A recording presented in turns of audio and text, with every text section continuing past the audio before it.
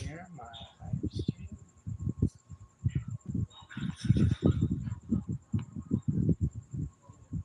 Wait, share ko lang. Good evening. How are you guys doing? Welcome to my live. I rested again. Always resting. And I will just share my live stream first. Welcome to my live. It's evening here in the Philippines. And wait for a while. I'll just Manayara just malay na banggi. Kamusta? Wait lang, hi. Share kita, wait. Sure.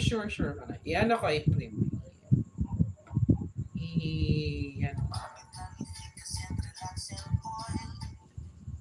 I-pin ko na lang, Manay.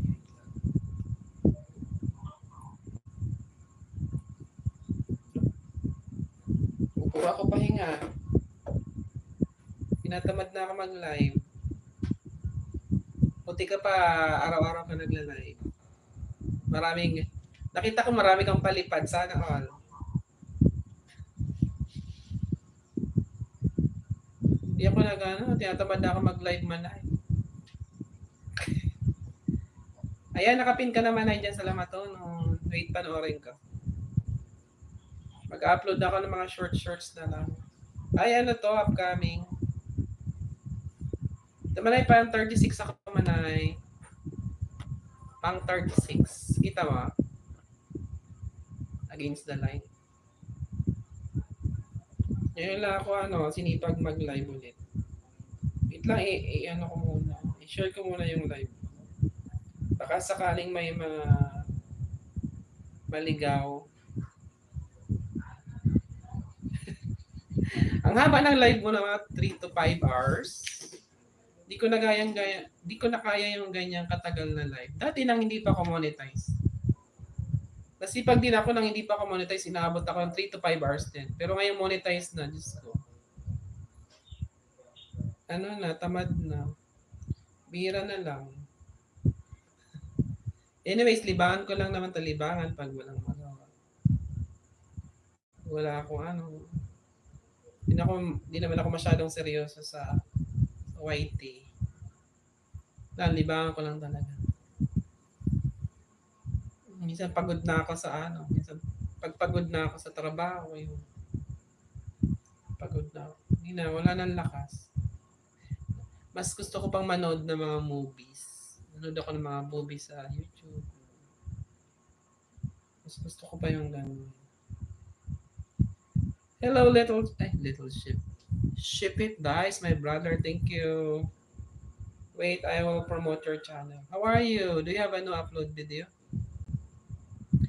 Wait, I will promote your channel, my brother.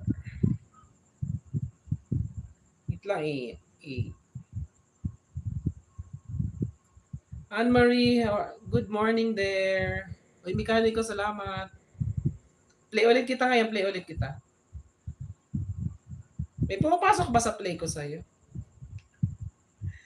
Piniplay kita. DMG Dick McGuffin, my members are here.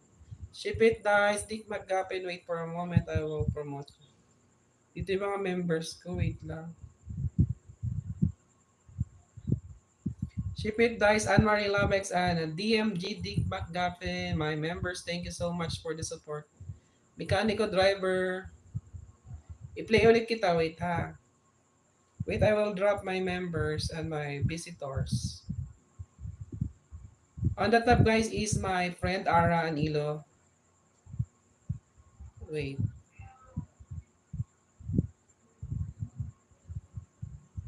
Mekaniko driver, drop a link, guys. Just leave some comments. Thank you. Diba nag-English na naman tayo ngayon? It's Friday night here in the Philippines. Thank you for coming. Next is my member, guys. Wait. Friday night here and Saturday morning in the US. Saturday morning there. I think Friday here, Thursday morning in the US. Here is Friday night. Mechanica, thank you, Ara Manayara. I'm dropping all your links. Anne-Marie Labex, thank you for the support. I've been resting. I rested again. I always resting. I have not been doing a live stream for the past few weeks. Few days, I think it's almost a week. More than a week. Friday morning. Yes, it's Friday night here in the Philippines. Di ba guys, English tayo kasi may mga foreigner na naman dyan. May mga foreigner tayo dyan. Ayan. Connect guys to Ship It Dice and Mary Labex and to DMG. They are all Americans. Americans. They are all my visitors, my foreign friends, and they are very supportive. You must connect them, guys. Connect, subscribe to them, guys. Okay? Diba English na naman tayo. DMG Dick McCappen, my brother. Thank you for always supporting my channel. And I also promote you. I really appreciate you supported me, guys. And diba English? Naubusan ako ng English. Manayara, tulungan mo ako mag-English. Kinakapos na naman ako. Sorry for my English, Anne-Marie Labex, you know. My English is limited. That's why yeah, of course. We must be funny we must add spices in our live stream so that our viewers will be interested in our live stream. Di ba, English? I'm just like this. Doing nothing. Just talking and talking in my life. That's what I do in my life. Arami na. Tulungan mo ako mag-ano.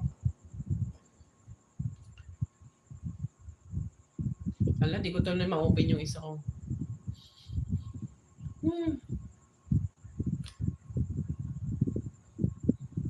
Wait lang.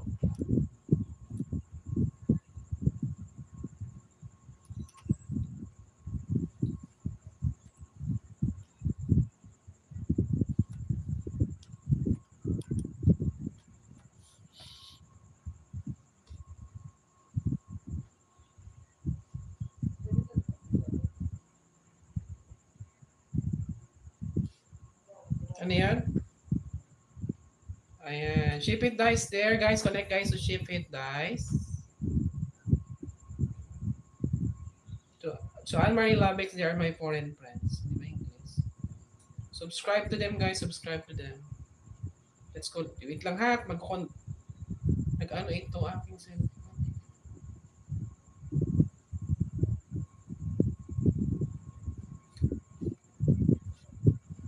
Wala. Tagal na. Saan ba inano? 6456. Ay.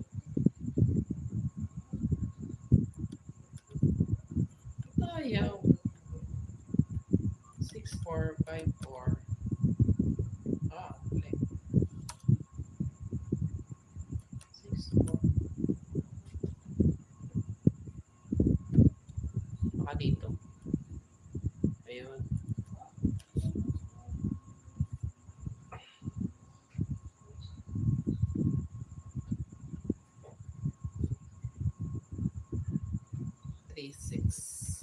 Wait lang guys, wait for a moment.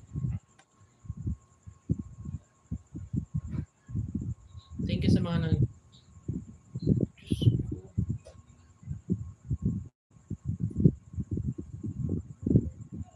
na ito. Doon. Diba? lang ha. I'm doing something here. Di ba English? English tayo tayo kasi may mga foreigners. Lang ha. Maniara tulungan mo ako ng English. Mga foreigner tayong bisita.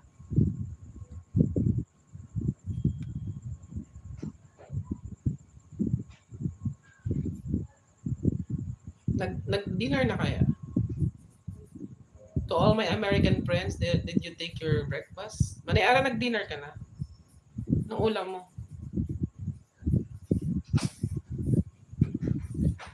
Anong ulam mo, Manay, ano? Ara.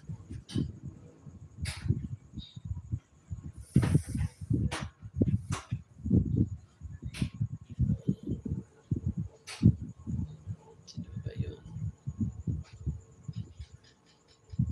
Wait lang ha. I'm doing something here. Something... Tapos na, anong ulam mo? Ako ulam kulay. Wow, ang sarap naman ang ulam nito. Kasi ang laki. May sahod ka na? Di ba anong oras? Nag-notice na ba si Lolo? May sahod ka na? Ako yata, mayroon akong sasahurin ngayong 22. Pero may sasahurin yata ako ngayon. Next week sisipagan ko na ulit mag-live kasi may sasahurin ako ngayon. Sa wakas. Baka sipagan ko ulit mag-live. Sarap naman ang ulam ni Manay. Sana all. Sana all pata yung ulam.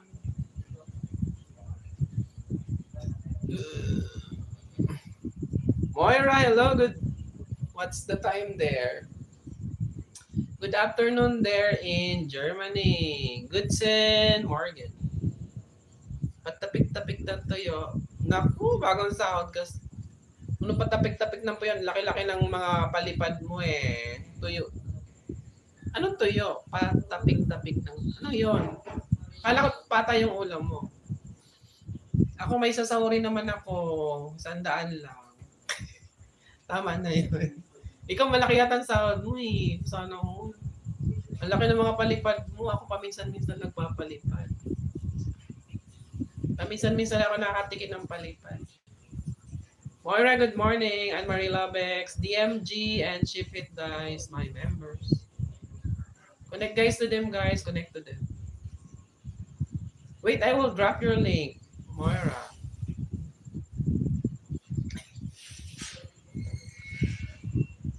Isa-isayin ko to. Ayan. Tapos ito.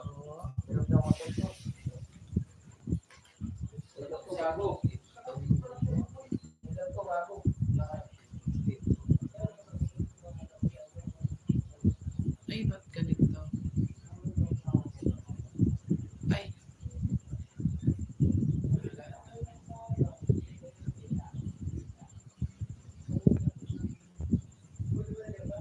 Aviation Traveler, thank you, my friend. Kinain ni Lolo. Paano kinain ni Lolo? Wala ka sasahurin. Salaram Gamer, thank you, my friend. Connect guys sa Salaram Gamer tomorrow. Aviation, thank you, Aviation. Wala pa rin jacket yan. Biyan ko na ng jacket, naawa na. Aviation, I will give you no jacket. Okay, well, you just behave.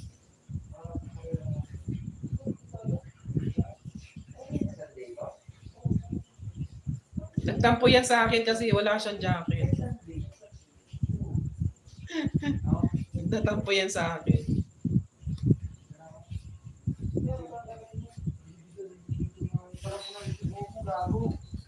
Wait lang ha. Aviation Traveler, thank you. Wait, I will give you a jacket.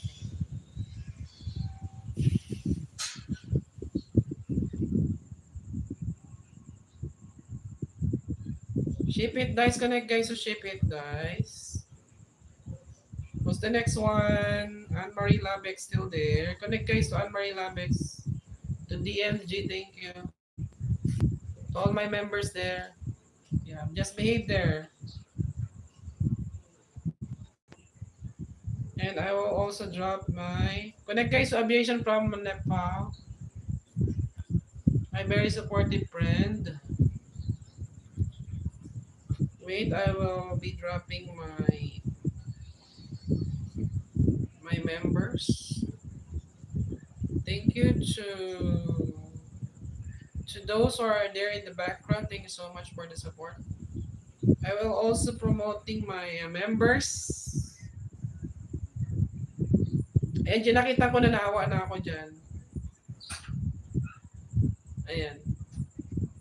Wait, my members is here. Like guys, my members. These are my members. Ayan. And Marie Labex, guys, from Massachusetts. Boston, Massachusetts. Shapit Dice from New York. And DMG also from the US. And Marie Labex, yeah. They are very supportive, guys. Let's subscribe to them. And Ara is from Bulacan ba? Manay, Bulacan. To Aviation from Nepal. Connect, and subscribe to each other. Thank you for the support. Even though I'm not doing a live stream, you're still there to support my live. And I appreciate it, guys. Thank you so much. Aviation, drop a link, guys. If you're not yet connected to my friend, Aviation, let's do so. How are you, Aviation? Did you do live streaming also?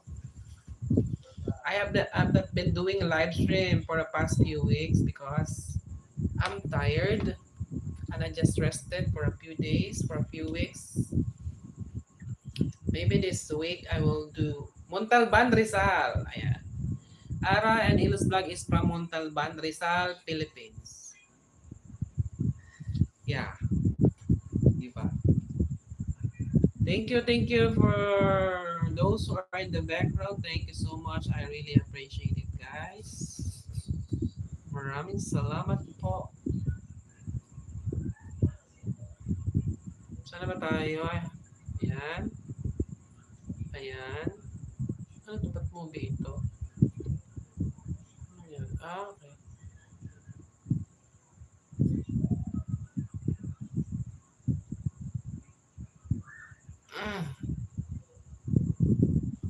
I have live 8:13. Okay. Noted, my friend.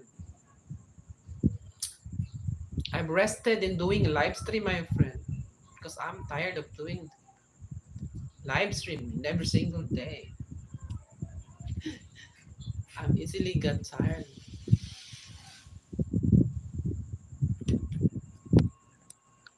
Especially when I have a job, I have a work doing massage. My body is tired, and I hope I'm just I like more to watch movies than doing live stream to to relieve my body pains. I just watch movies. Connect, guys, to ship it, guys. And again to Anne-Marie Lobex and to my another member here. Wait, I don't know if Dick McGaffin still here. Dick McGaffin, guys. Thank you so much, Dick McGaffin. I will pin you. Anne-Marie Lobex, guys, and ship it, guys. Connect to them. Subscribe to them, guys. Every day 8:30 Nepal time, but Saturday I have holiday. Okay. Noted, my friend.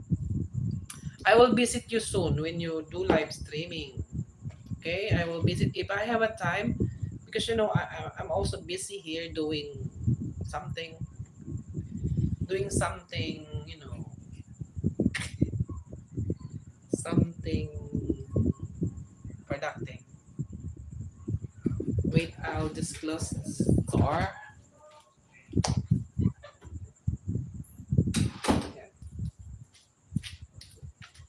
Saan naman tayo? Yeah. I hope you understand, my friend. I've been busy. I just closed the door early. Irene TV, thank you for coming. Maraming salamat, Irene, ha. Kumusta na yung channel mo? How are you? You have 34 subscriber. Dikitan mo silang lahat yan. Subscribe mo sila, tapos manood ka ng video, tapos mag-iwan ka ng comment, Irene.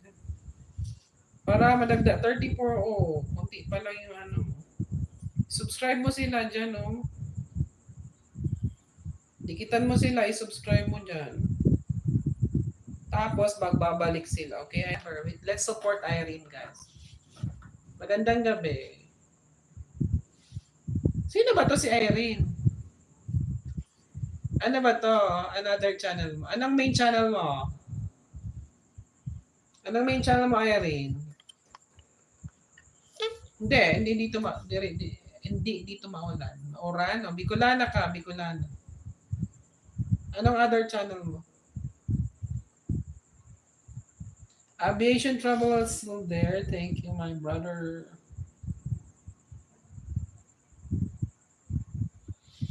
Anong main channel mo, Irene?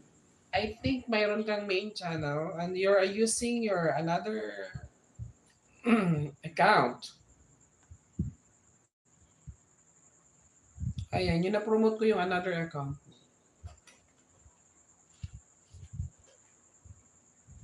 Sino daw? Sino nga nakalimutan ko? Alam mo naman ako mayroon akong short-term memory. So, ang aking memory ay maikli lang. Sino ba? Sino ba to si Irene? Sabihin mo na.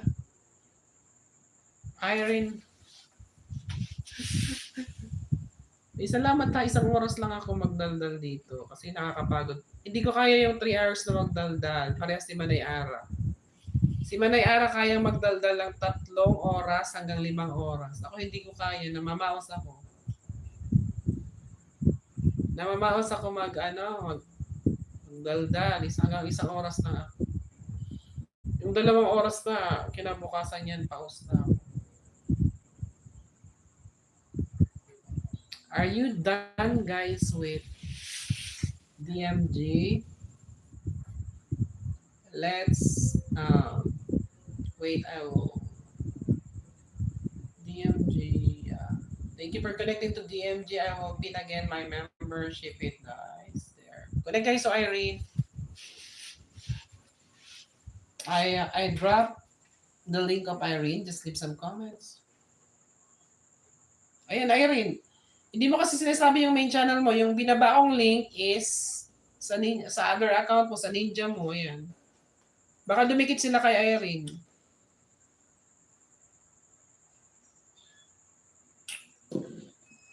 Anyway, ilang oras na ba ako? 20 minutes now. Another 40 minutes. Ano lang, papaantok. Salamat ha, thank you for staying there. Papasounds na lang tayo. Anong gusto ng music? Wait. Nasaan na ba yung isa po? Ito na lang. Patugtog na lang tayo dito. Melanie. Hindi ako nag-live, busy. Nag-apply ako kahapon. Apply. Sana tayo. TikTok na lang tayo kahit maano. TikTok remix. TikTok dances na lang kahit may ano ito may copyright ito. Makopyright na naman tayo. Pero okay lang. Sanay na naman ako sa copyright. Ito na lang yung dance party. Nag-apply ako noon, daming pasa, daming requirement na pinasa, napagod ako.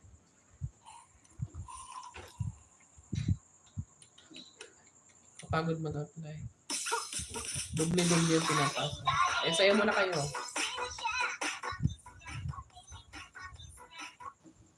Secret. Siyempre trabaho. So, pising. Try ko lang mag-apply. Malay mo, matanggap naman. Non-teaching sa opisina. Administrative officer. Di ba sa qualified naman ako, degree holder naman. Degree holder, let passer, o di qualified. Tapos ang dami nag-apply, more than 300. Tapos, ang pipiliin lang is 50 plus. Ay malabo. Ewan ko, sana makalusot. Sayo muna kayo.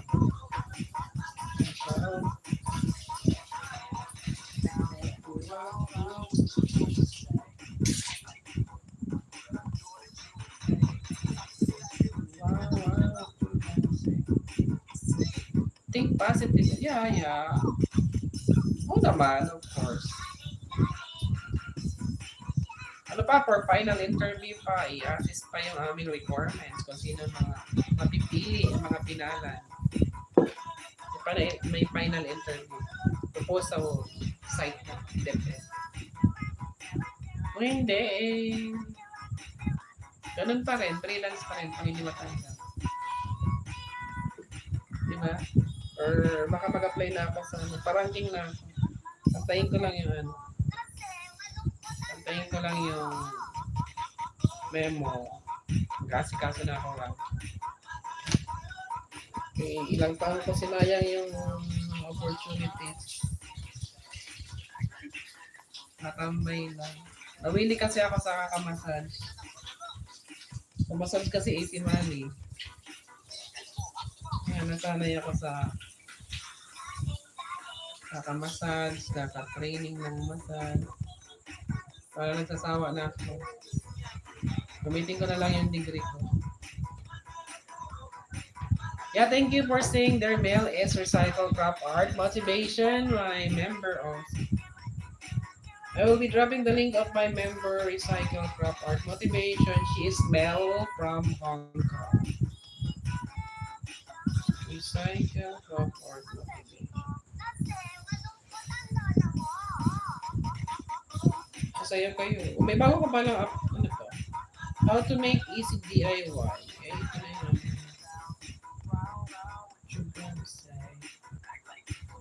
Ibaba ko muna yung bahay.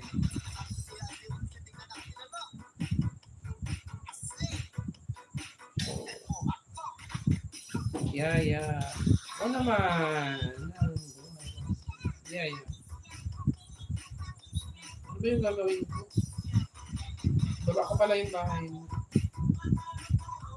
Connect guys sa my member, Cycle Crop Art. She's Mel guys. She's Mel from Hong Kong. Ayan. Kumusta yung duty mo? Naka-off duty ka na. Walang new upload kasi busy. Ako rin eh. May ano kasi ako, tinitherapy ako in the TTHS. Kapagod. Kaya hindi ako maka-live sa morning kasi ang schedule lang therapy ko is 10. Tapos natatapos na ako ng mga 12. Or bago mag-12. 10. Minsan 2 hours ako nagmamassage, minsan 1. Pagod na ako, gusto ko lang manood ng movie. Mag-YouTube, mag-TikTok. Manood na mga movie. Yan ang libahan ko. Kapag na ako mag-live. Anyway, thank you for still supporting me, still there. To my members, especially, thank you so much. Saya kayong TikTok. Ayan, TikTok. TikTok ba to? TikTok dance.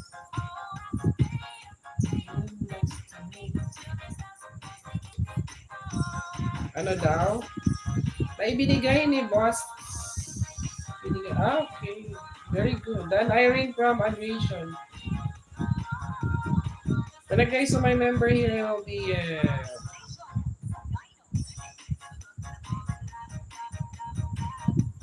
Ayan guys, my member is Cycle Craft Art Motivation from Hong Kong. English ako guys kasi may mga foreigner dyan. We have a foreign member, Shipit Dice, and DMG. Shipit Dice is my member, very supportive.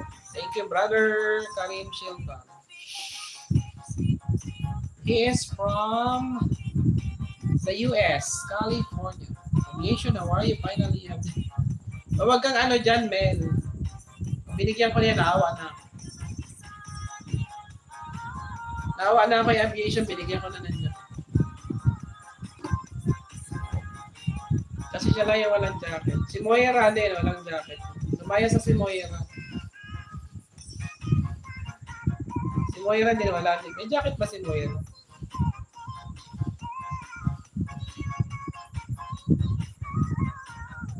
Sayo ka muna.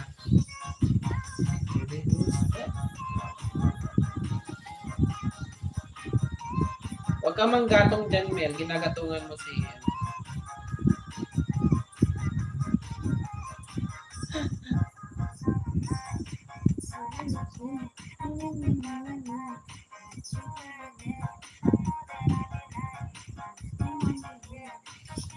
I want to get some. Okay, okay.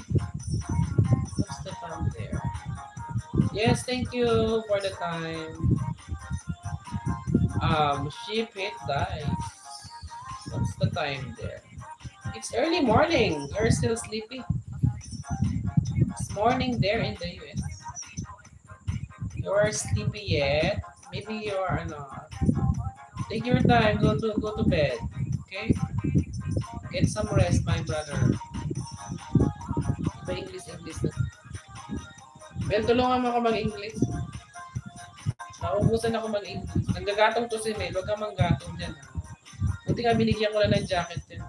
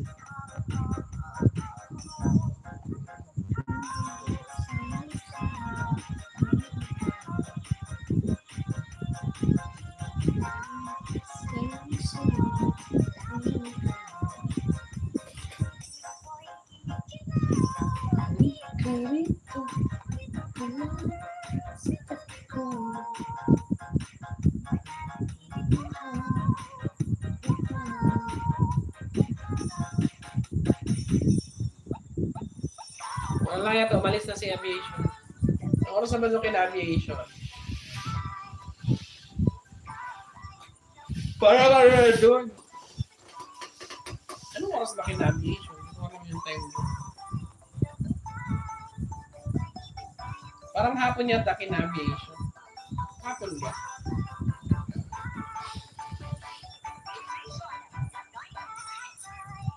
Diang Nguyen Vlogs. Thank you, Nia Nguyen Vlogs. Thank you. Ciao, ciao. 1.6. Ciao, ciao, Nia Nguyen Vlogs. Thank you. I will give you a jacket, my friend from Vietnam. Ciao, ciao, ciao. Yung chow guys, yung chow, hilo yun na. Yung hilo nila yun sa Vietnam. Pag naghihilo-hilo ka daw, ano yun? Chow yun. Chow. Parang ano, sa Italy yung chow. Ano yun? Ano yung chow? Ay, bonjour.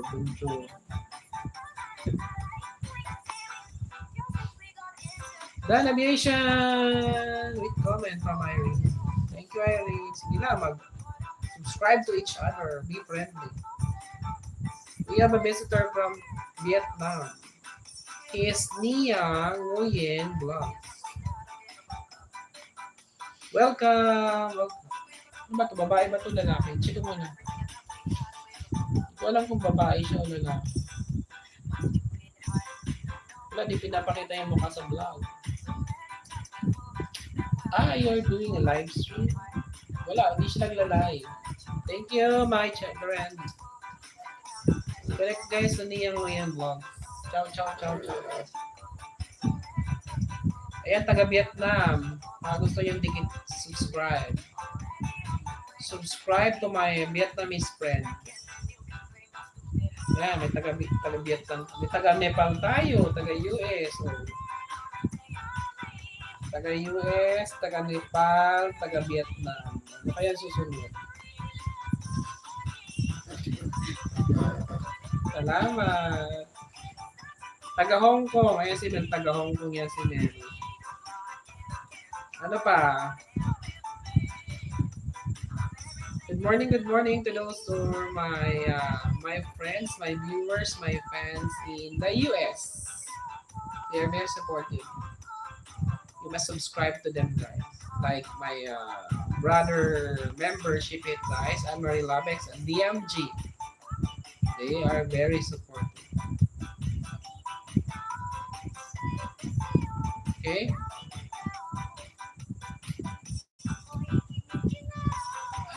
Carito, sabi ko. Connect kayo sa my Vietnamese friend.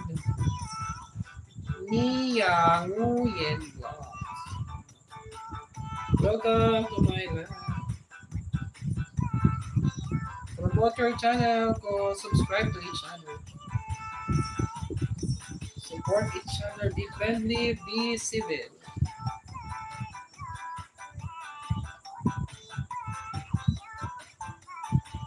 Thank you for the support, guys. I'm just here for 1 hour.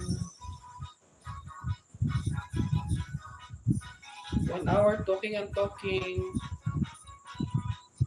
Just doing talking and talking. You can dance with the music. Salamat, salamat. Take your time, Mel from Hong Kong.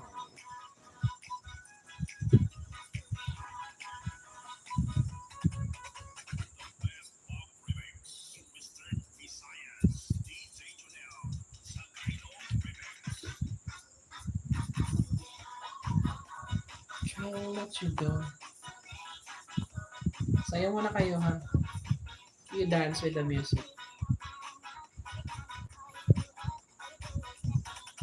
Ay, ano ba yung music natin? Lakasan ko yung music kapag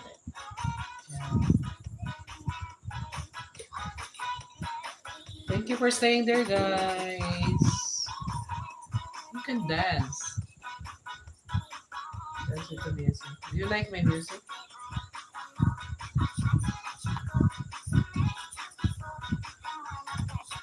Super. Myro! Puging Myro. Andito si Myro. Wait, Myro na. Kumusta? Mga taga Hong Kong. Sebs! So, kumusta? Uy, balato ng sahod. Sumahod ka. Wala pang sahod. Wala pang sahod kasi bihira lang ako mag-live. Ito si Sebs, sumahod na naman ito. May nag-message na sa'yo si Lolo. Buti pa to si Meg. Ay si Sebs, may sahod lagi. Trending pa rin yung short video mo. Wait lang nga, check ulit yung bahay. Saglit magbababa ko ng bahay, wait. Sino nga ba yan? Si Myro, si Sebs. Ako nga rin, Diyos ko, bihira na ako mag-live, brother. Ay, Ma'am Fernandez. Aubrey Fernandez is here. Wala akong sahod.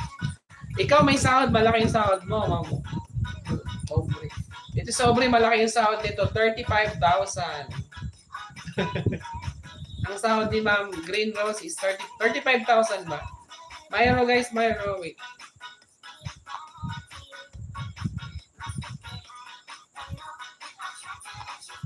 Myro, thank you. Hindi mo malaki yung sahod mo. Ano ka ba? Di ba master teacher ka? Yung nag-apply ako sa ng teaching kahapon. Sana makapasa. Nakita ko doon yung mga classmate mo. Sino ba yun? Nagsasubstitute. Yung mga kabatch mo doon, ma'am. Nakita ko doon. Yung iba, nagsusubstitute sila. Hindi pa. Ikaw lang yata na permanent sa batch niyo. Malami ka na permanent. Sebs, thank you. Wala akong sahod. Di kasi ako nagla-live. Tamad kasi ako mag-live, kaya walang sahod. Wait lang, baba ko yung... Sino ba yung bababa ko? Nagbaba na si Myro ng bahay. Connect, subscribe guys to Myro.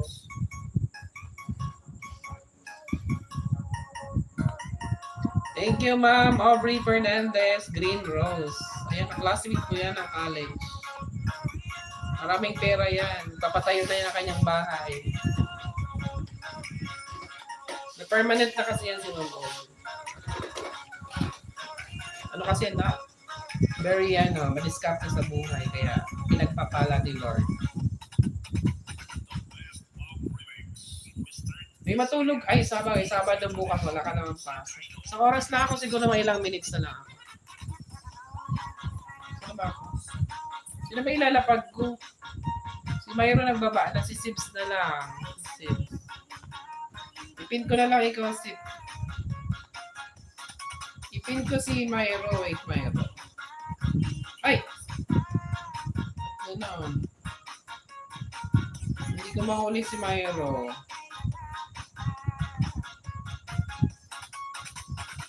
Ayan, nahuli ko si Myro.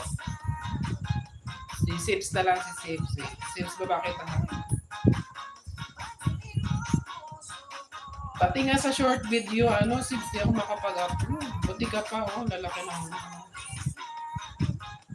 Lalaki pa rin ang mo, views.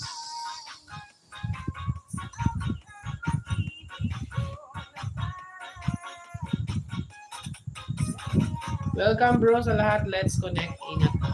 Salamat, Myro. Ay, si Myro guys. Si Sips. Wait.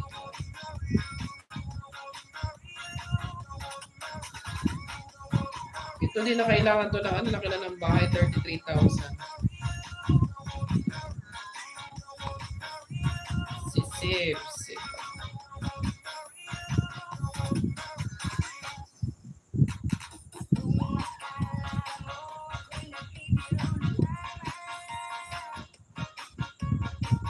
Ayan, Sips channel. Binaba ko Sips.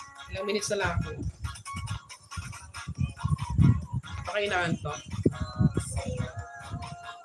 Ako manood pa ako isang movie and then matutulog lang. Papantok lang kasi.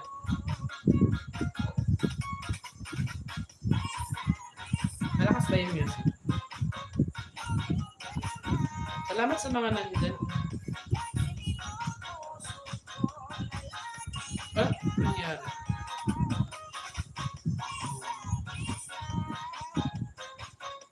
Ano naman ako nito? Sana hindi ako makapiright. Makapiright na naman ako nito.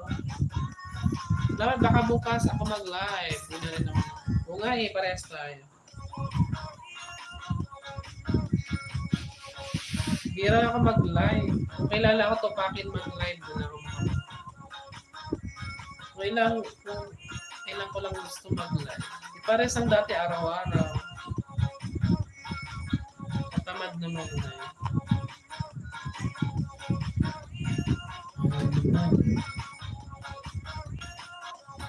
Thank you sa mga nandun.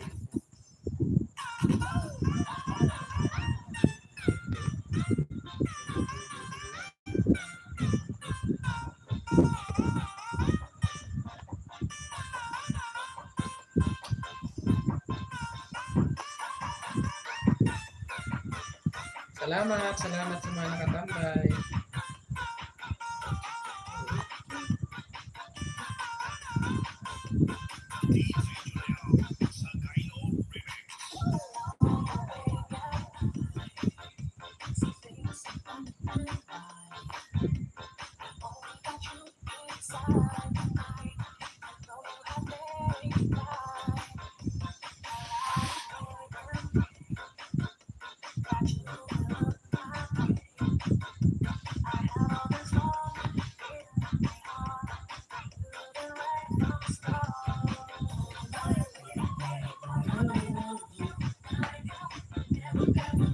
Oy, Nichols, thank you for the super chat.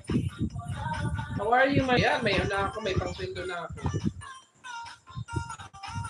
Nichols, brother, thank you. I appreciate it, my brother Nichols.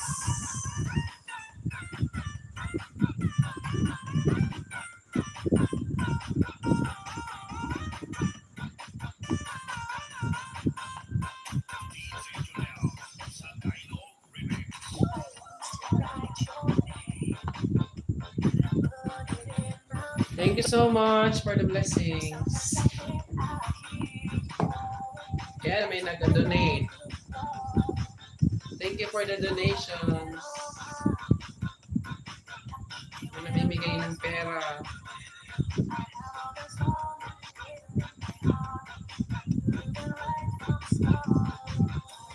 Thank you. I appreciate my brother. I appreciate it, my brother. Wait, I will promote your channel because you give me a.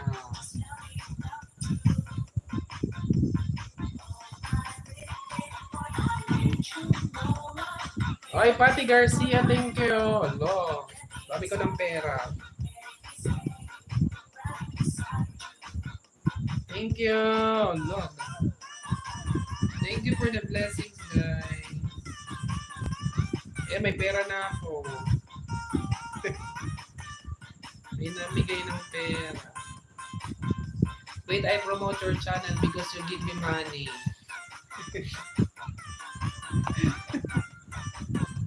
May pera na. $1. $1.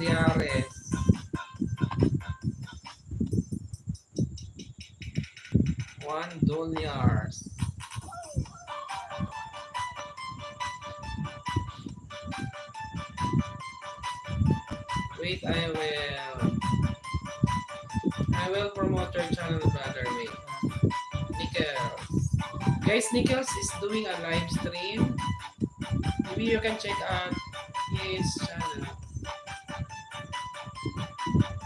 I will be dropping the link of Nichols' my super chat. Thank you, my brother. That's Nichols, guys, on the top. Thank you so much.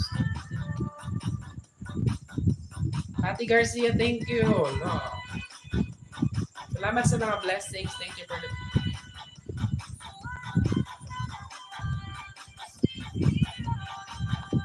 Thank you for giving your blessing.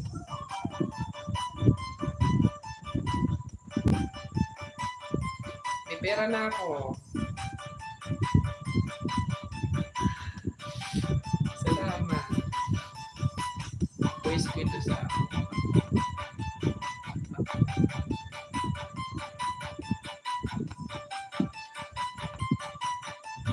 Salamat sa mga nag-stay dyan.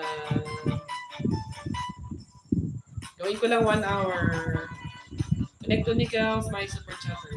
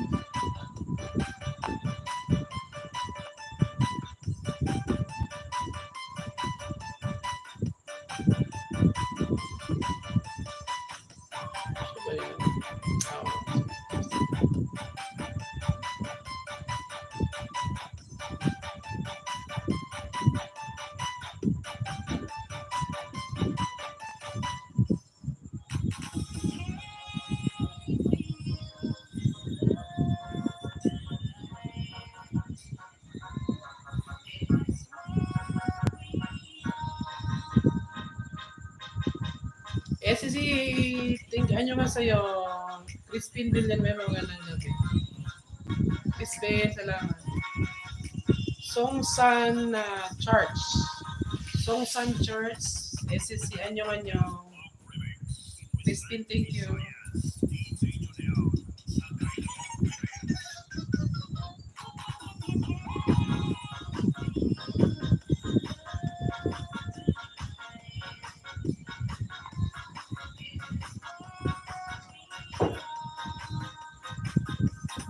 And, so kunti lang naman yan. Hindi ako makasahod ngayon. Hindi ako nag-ano. Kunti lang naman yan, Melo. Wala nga akong sahod ngayon. Hindi ako nagla-live kasi. Connect to Nickel. Crispin, thank you, Crispin. Song Sun Church, thank you. Moira, still there. Diyan si Moira. Moira, guten Morgen. Guten Mittag, guten Mittag, guten Morgen. Good morning yung sa ano. Yung guten Morgen, good morning. Yung guten Mittag is good evening. Salitang German. How about good afternoon?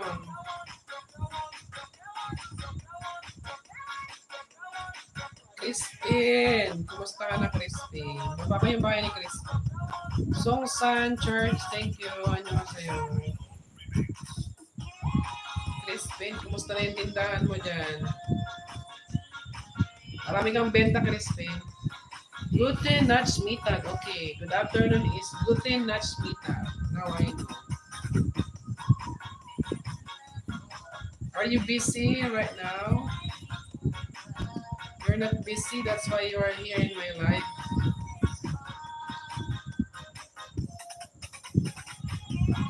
Marami kang benta, Christine. Connect guys to Christine Villanueva from Alabang, Muntinlupa, Philippines. From Muntinlupa, Philippines. And I have here also my Moira, my friend Moira.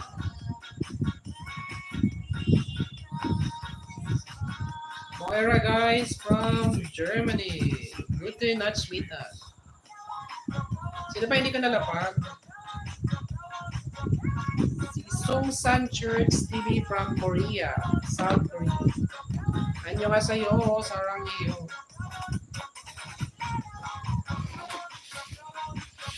Thank you for staying there, guys. Ipapaantok na. Ay, maya kayo matutulog. Tulugan ko kayo.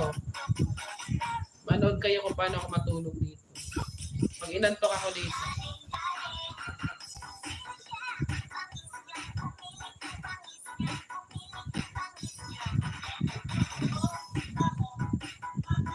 Ano ba yun?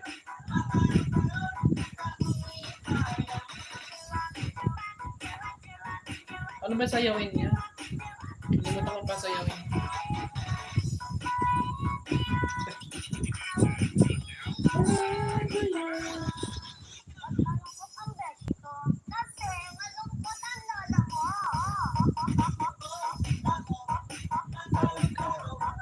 Thank you for staying there.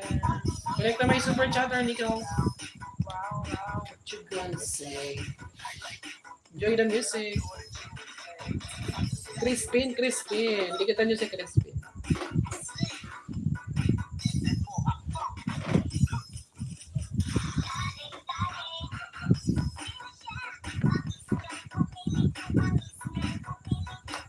Alam mo, Crispin, pumunta akong Batangas. Di na naman ako pumunta dyan sa iyo.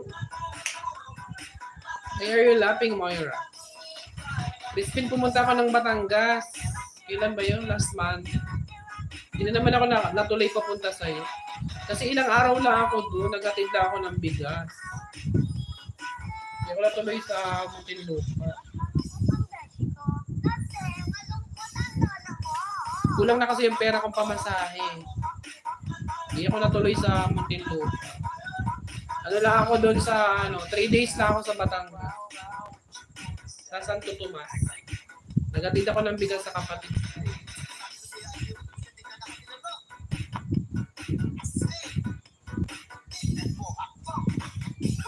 Mahal kasi ng pamasahe 1,000. 1,000, 2,000 balikan.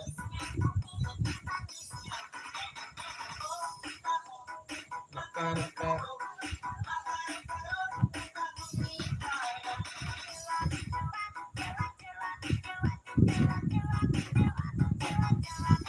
Moira, let's dance, Moira. are you doing, Moira? You're not busy?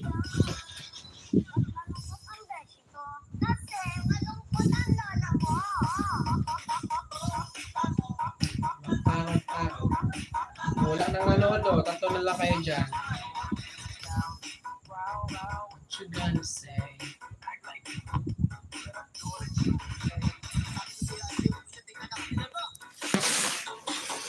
Ne. Why are you laughing? Moira is laughing there.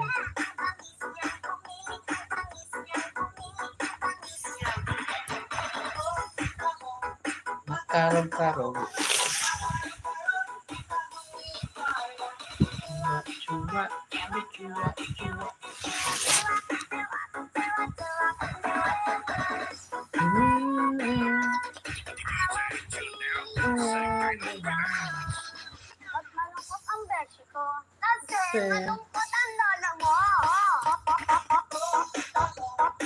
Talong-talong. Talong-talong. What you gonna say?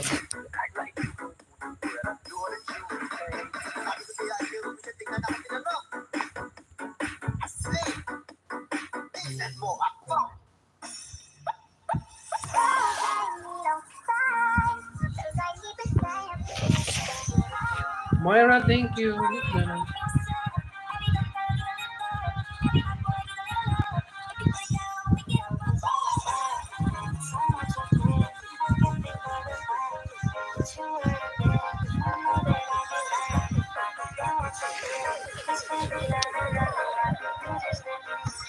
Ronald, Michael, thank you so much.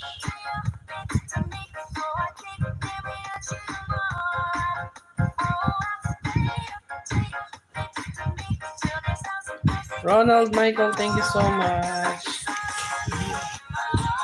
Jake, thank you, Jake. Thank you for coming. Thank you, guys. Myra, thank you, Jake, Michael, and Ronald. Thank you so much.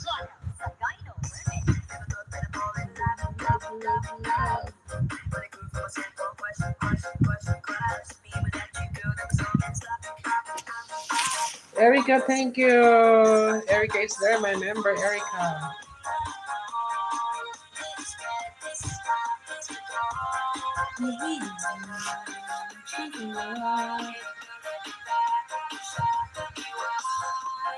People say you can't keep me on next to me.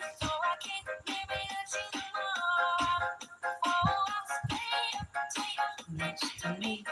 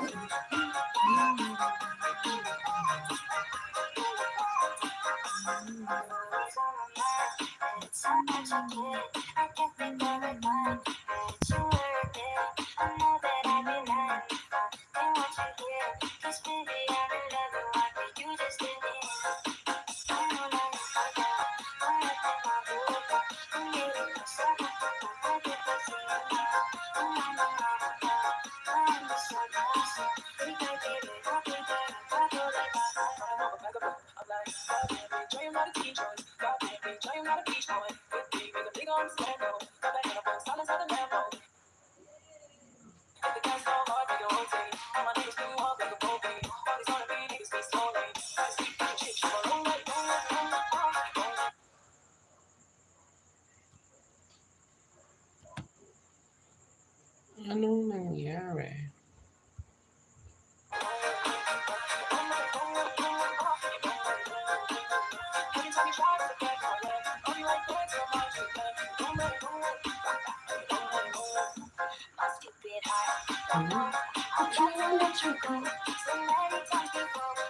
Salamat sa mga nandyan. Thank you for visiting.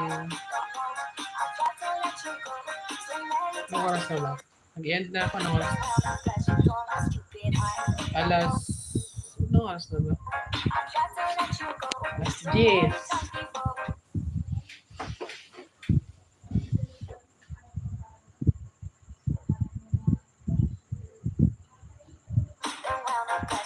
Jake, Michael, Erica, thank you. Thank you, Erica, my member. Sino ba member ko kanina? Nickels, my super chatter. DMG, Shipit Dice, and Marie Labex. To my members, Erica, to Shipit Dice, DMG. Recycle Crop Art, thank you.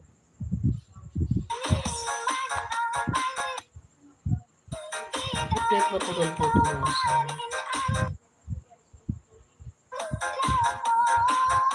Nabulog eh.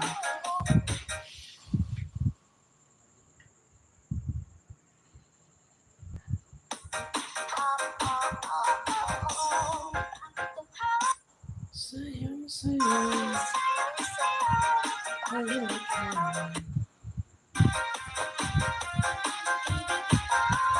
Sayang, sayang.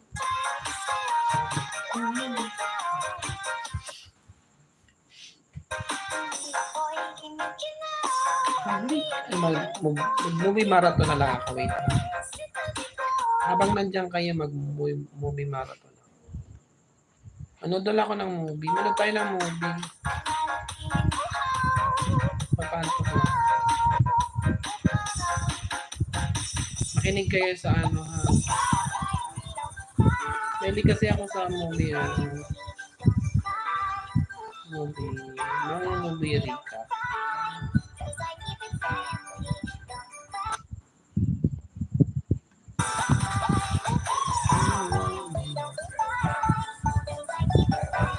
Salamat sa nandiyan. Sino ba nandiyan? Ano ako ng movie? Ay, ano lang recap lang. Pinalang natin yung sound.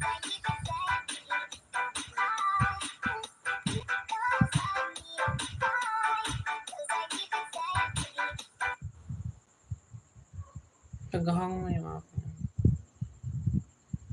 Ayan. Naghahang na. Erica May Castillo. Ronald J. Thank you. Thank you so much. Jake, Ronald, Michael, thank you. Si Moira, thank you.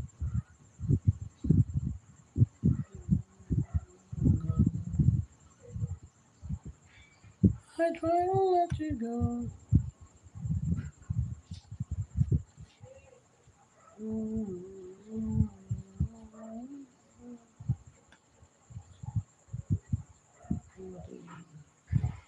Manood na lang tayo ng movie. I will be watching some movies.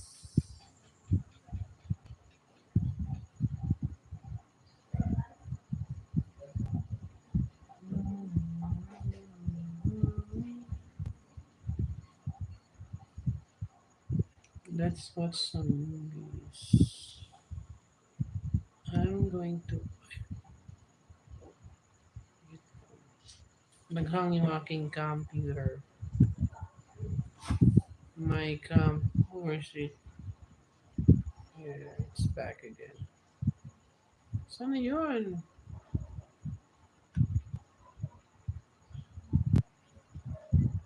Wala na yung bar.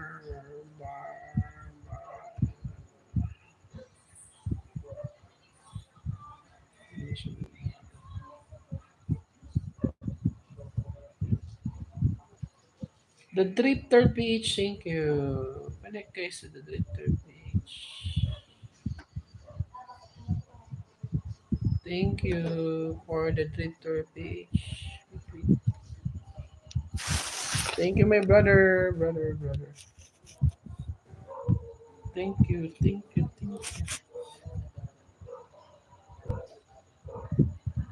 Nantok na ako. Ano ba ito?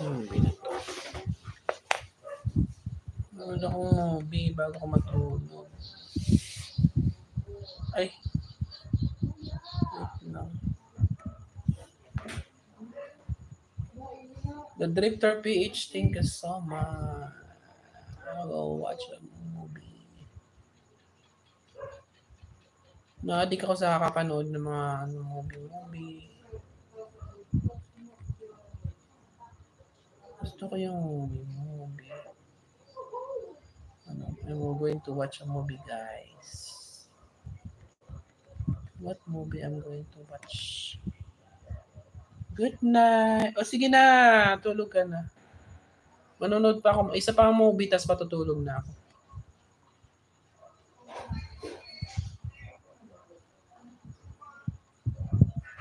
Thank you, Mel. God bless. Ingat ka dyan na lagi.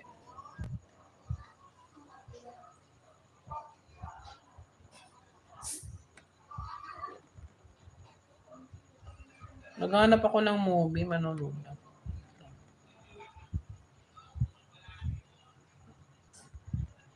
I'm going to. Eh, si Moira o may ano.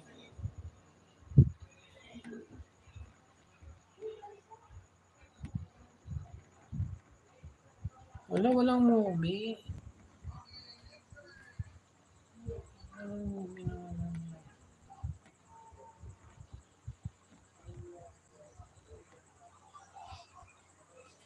Walang movie na maganda.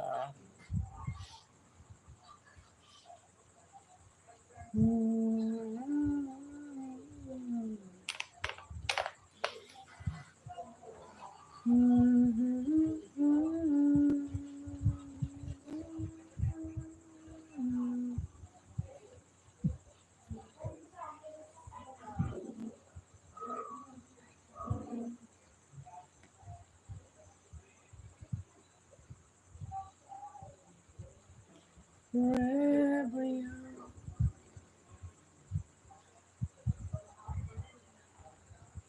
Salamat sa nakatambay pa dyan. Okay. Nanonood muna ako ng movie. Ano? Ito, The Priest. Ay, wag to.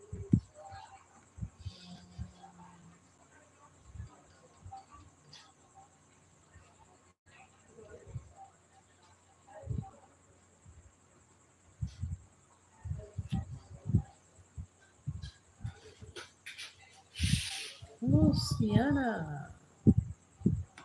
Ako mahanap ng mga movie dito. Movie. Asian. My angel.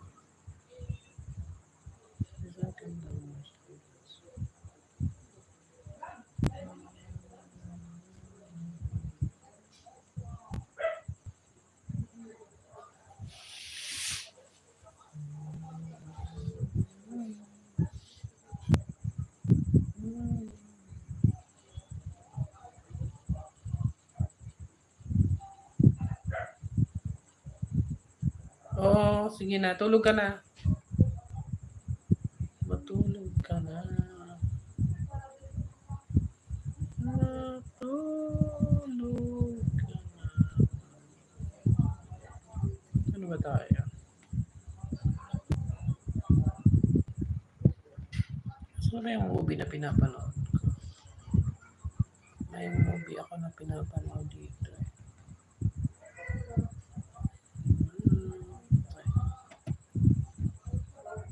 What you gonna say?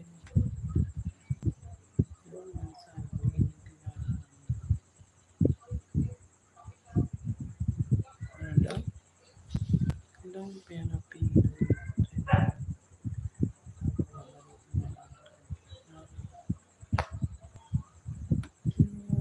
What you do?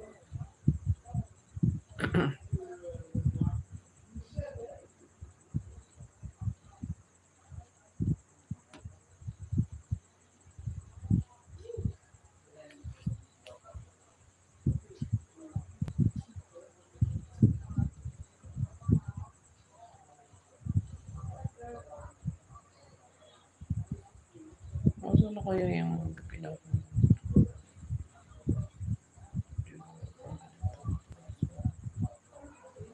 Still City. Good morning there. Good morning, my brother. How are you? Are you busy? Yeah, it's evening here. Thank you for dropping by, my brother. Thank you for dropping by. I will promote your channel. Still City.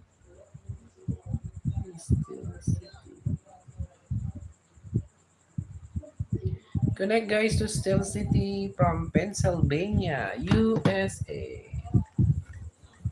I just woke up. Really? Good morning there. Good morning, my brother. Good morning. Good morning. Get some breakfast there.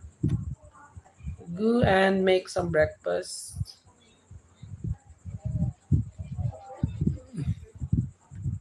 Or maybe brunch there. Cupid Bronk, my brother. Cupid Bronk, how are you? Welcome, Cupid Bronk. How are you, my brother? Thank you for dropping by. My very handsome friend, Cupid Bronk. Cupid. Yeah. Scapid or Cupid? Scapid Bronk. Connect guys to Scapid Bronk. And to my handsome friend, Still City. Connect guys to them. I'm just here. Connect to my American friends. To all my foreign friends there. Just leave some comments, guys. First time movie.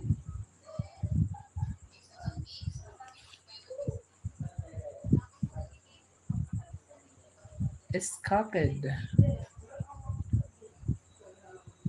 But you can call me anything. I adore your vibe. Thank you. Thank you, my brother. Yeah, escaped from. Thank you. I appreciate it. My brother. Still City and escaped from. Alright, how's the weather there in your place? How's the weather in US? It's freezing there, it's freezing.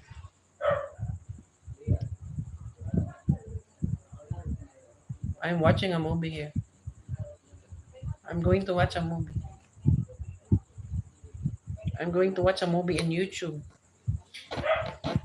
online. I live by Destiny World, Florida, and it's perfect weather. Really, it's very nice to hear. So you're in Florida. So in Florida, there's a nice weather there. Here in the Philippines, it's already late night, but earlier it's also very hot. It's very hot and the weather is great. Orlando by Disney. Okay. It's 13 Celsius with some rain in Pennsylvania. 70 degree in Florida. Really, really.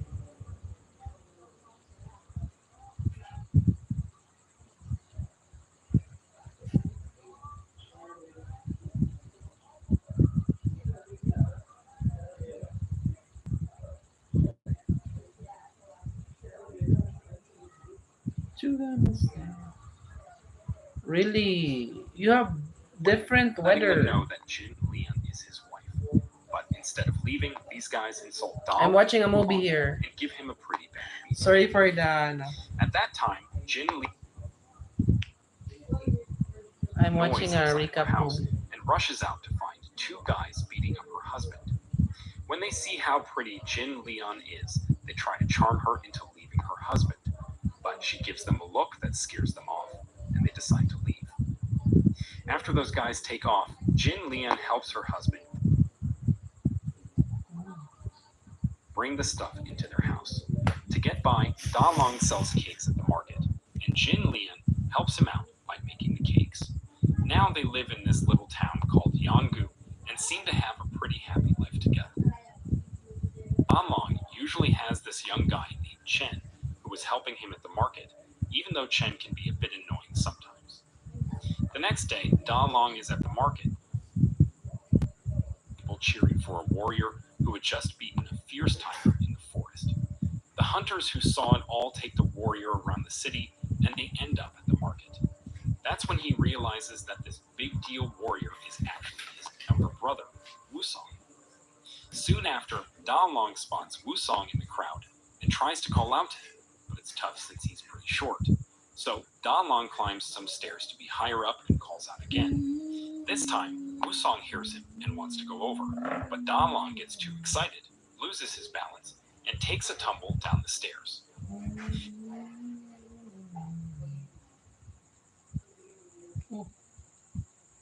What happened?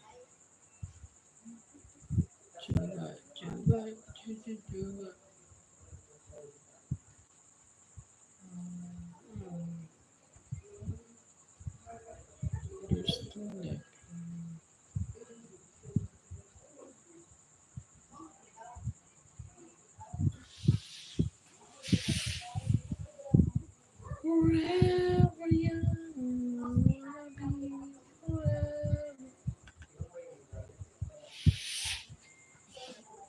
And then we have here.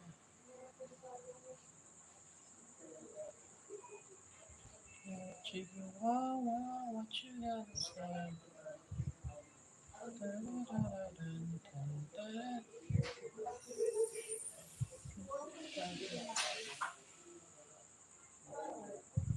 Tsaka siya. Ano mo ito?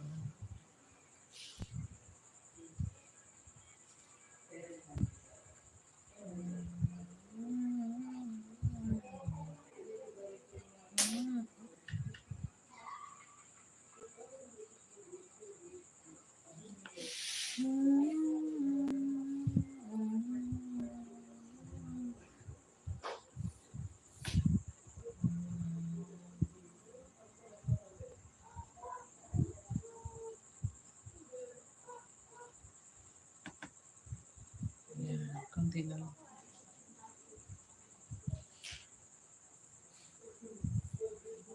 Do you really want? I'm going to end in a few minutes, guys. Thank you. I'm just here watching. I'm going to watch a movie here. What you guys? Awesome. I'm going to watch a movie. Sino may movie ko? Where's my movie?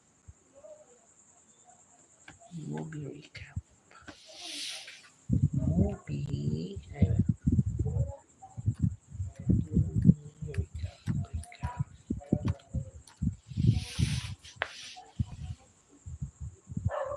Ay, ito.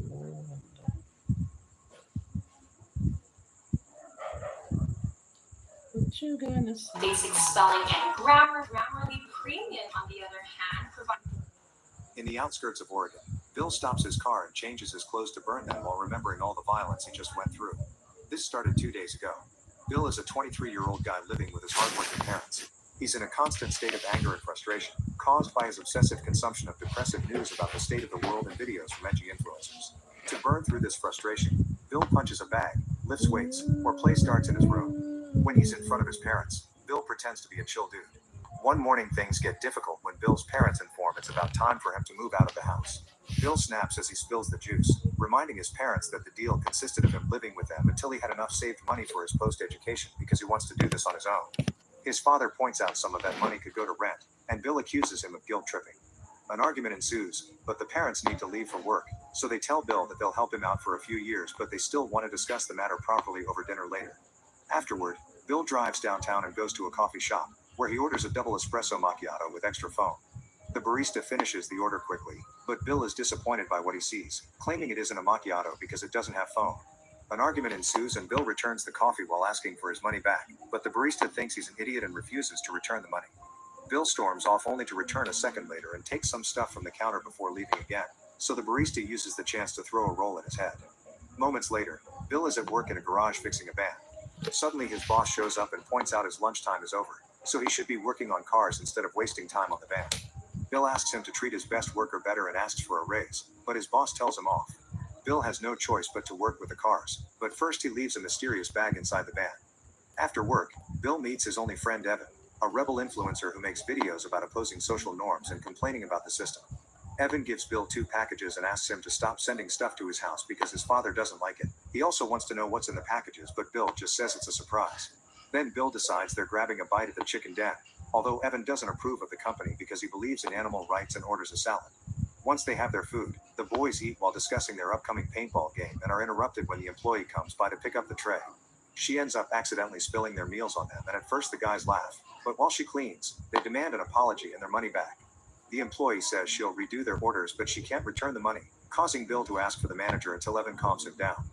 After their new order arrives, they eat while watching people on the street, which inspires a rant from Evan about overpopulation, the destruction of natural resources, contamination, and people's obsession with money. Bill responds that Evan's too pessimistic and that he's all talk but no action. Later, when Bill returns home, his parents are waiting for him to have a serious talk. They're a bit angry because Bill hasn't called and missed dinner, so he apologizes and promises they'll have the talk in the morning because he'll have exciting news then.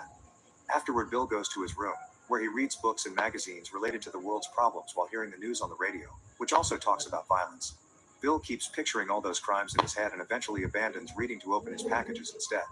It turns out he's ordered a full bulletproof armor and he starts putting it together while listening to Evan's latest video, during which he talks about the world needing people who actually stand up and believe in action. Bill makes fun of him, calling him precious. After finishing working on the armor and some wires, Bill also prints a bunch of fake money. Next, he films a video of his own, still making fun of Evan for thinking people are equal and not doing anything. The next morning, Bill works out harder than ever before joining his parents for breakfast. Bill suddenly informs them that today he's going to be proactive. He took the day off from work so he could stay home and fill out college applications, hoping to study mechanical engineering. The parents are shocked to hear this, but also very proud and show great support for their son's decision. Afterward, Bill gathers his things as glimpses of his video are shown, during which he says that unlike Evan, he's going to take action. His things include not only the armor but also lots of weapons that Bill puts together with ease. When he's done, he looks like a SWAT team agent, and he can't help admiring himself in the mirror while his mind keeps running through all the horrible news in Evan's speech. It's also revealed that his video shows Bill saying balance is created by survival of the fittest, so he'll kill every person that is using recourses but their existence isn't beneficial for society, like cancer patients. Then Bill leaves in his car, but he stops in the middle of the road to change into a different vehicle that doesn't have a license plate. While he drives, Bill keeps on remembering everything Eva, his parents, and the news said to him, which keeps him motivated. Eventually he makes it to the middle of the town, where he can see the van he had been working on parked nearby. Using a wireless device, he starts and drives the van, almost hitting people and other cars in the process. He guides the van toward the police station and makes it crash into the building, destroying the reception and hurting a few officers.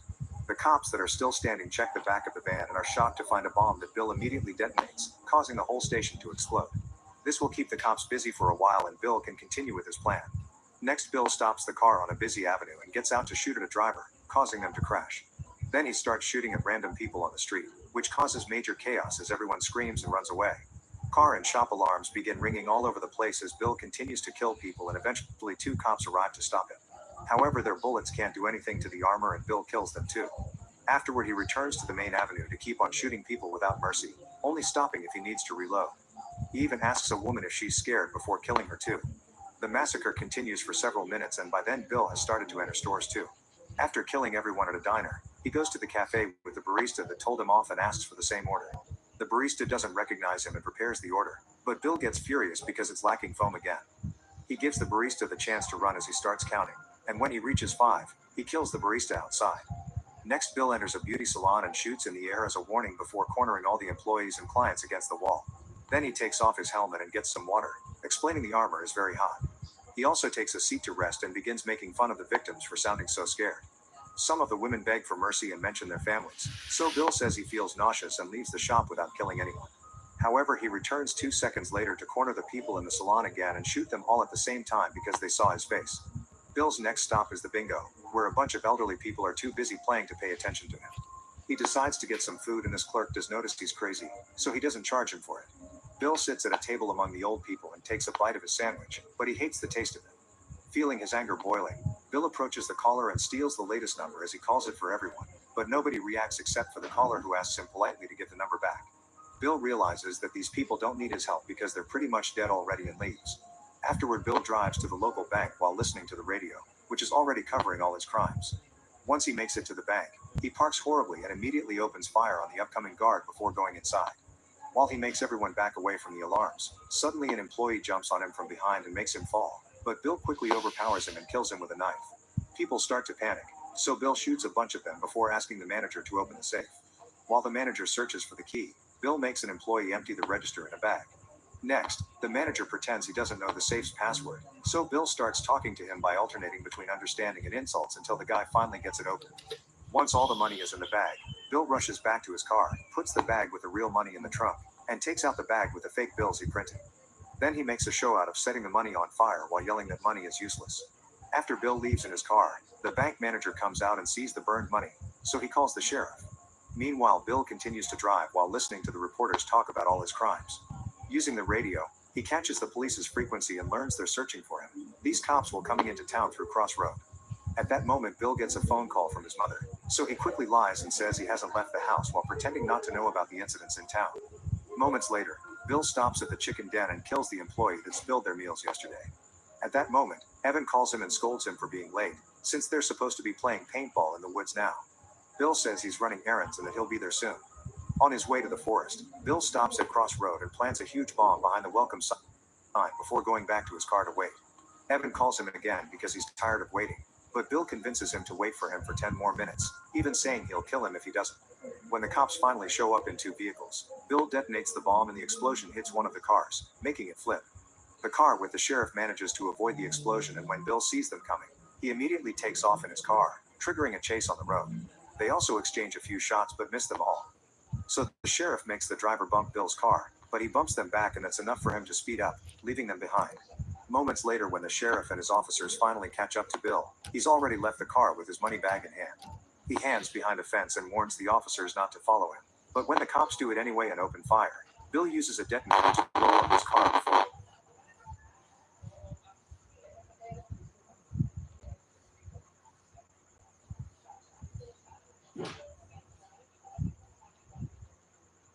running away. The 2 deputies die, but the sheriff is fine and proceeds to enter the forest to look for Bill. It only takes him a few moments to get lost, and when he's distracted, Bill appears behind him and stabs him. The sheriff tries to shoot him, but Bill just pushes him away before leaving him to bleed to death. Afterward, Bill rushes to finally meet Evan and shows him the bag full of money. While Evan is distracted, Bill uses a stun gun to knock him down, then he puts a gun on Evan's hand. By guiding it to the correct spot, Bill shoots and kills Evan, making it look like he self-deleted to be the martyr he always wanted to be. After putting his armor on Evan, Bill drives away until he reaches a secure spot where he can change into clean clothes and burn all the evidence, getting back to the beginning. Then he puts on clean clothes and goes home, where he rests on the couch and watches the news. At that moment, his parents arrive and think he's been here all day. The reporter on TV announces the police have found Evan and confirms he was behind the massacre, so Bill tells his parents Evan was his only friend. Feeling bad for their son, they decide not to ask him about the college applications and share a hug. After Bill goes to bed, the parents agree they'll have to send Bill to a psychologist because he's bottling his grief up. In his bedroom, Bill begins packing all the money into a suitcase while seeing on TV that Evan's father is being arrested. The man used to be a radical protester in the 60s and has always been anti-government, so they suspect he was behind Evan's actions. On the screen, Evan's dad screams Bill did all this, but nobody believes him, so Bill escapes his home without trouble. 2 years after the massacre, Bill's video appears online. He explains that there's no chance to survive and begins ranting about the need to kill people to save natural resources, saying he'll do population control for the sake of humanity.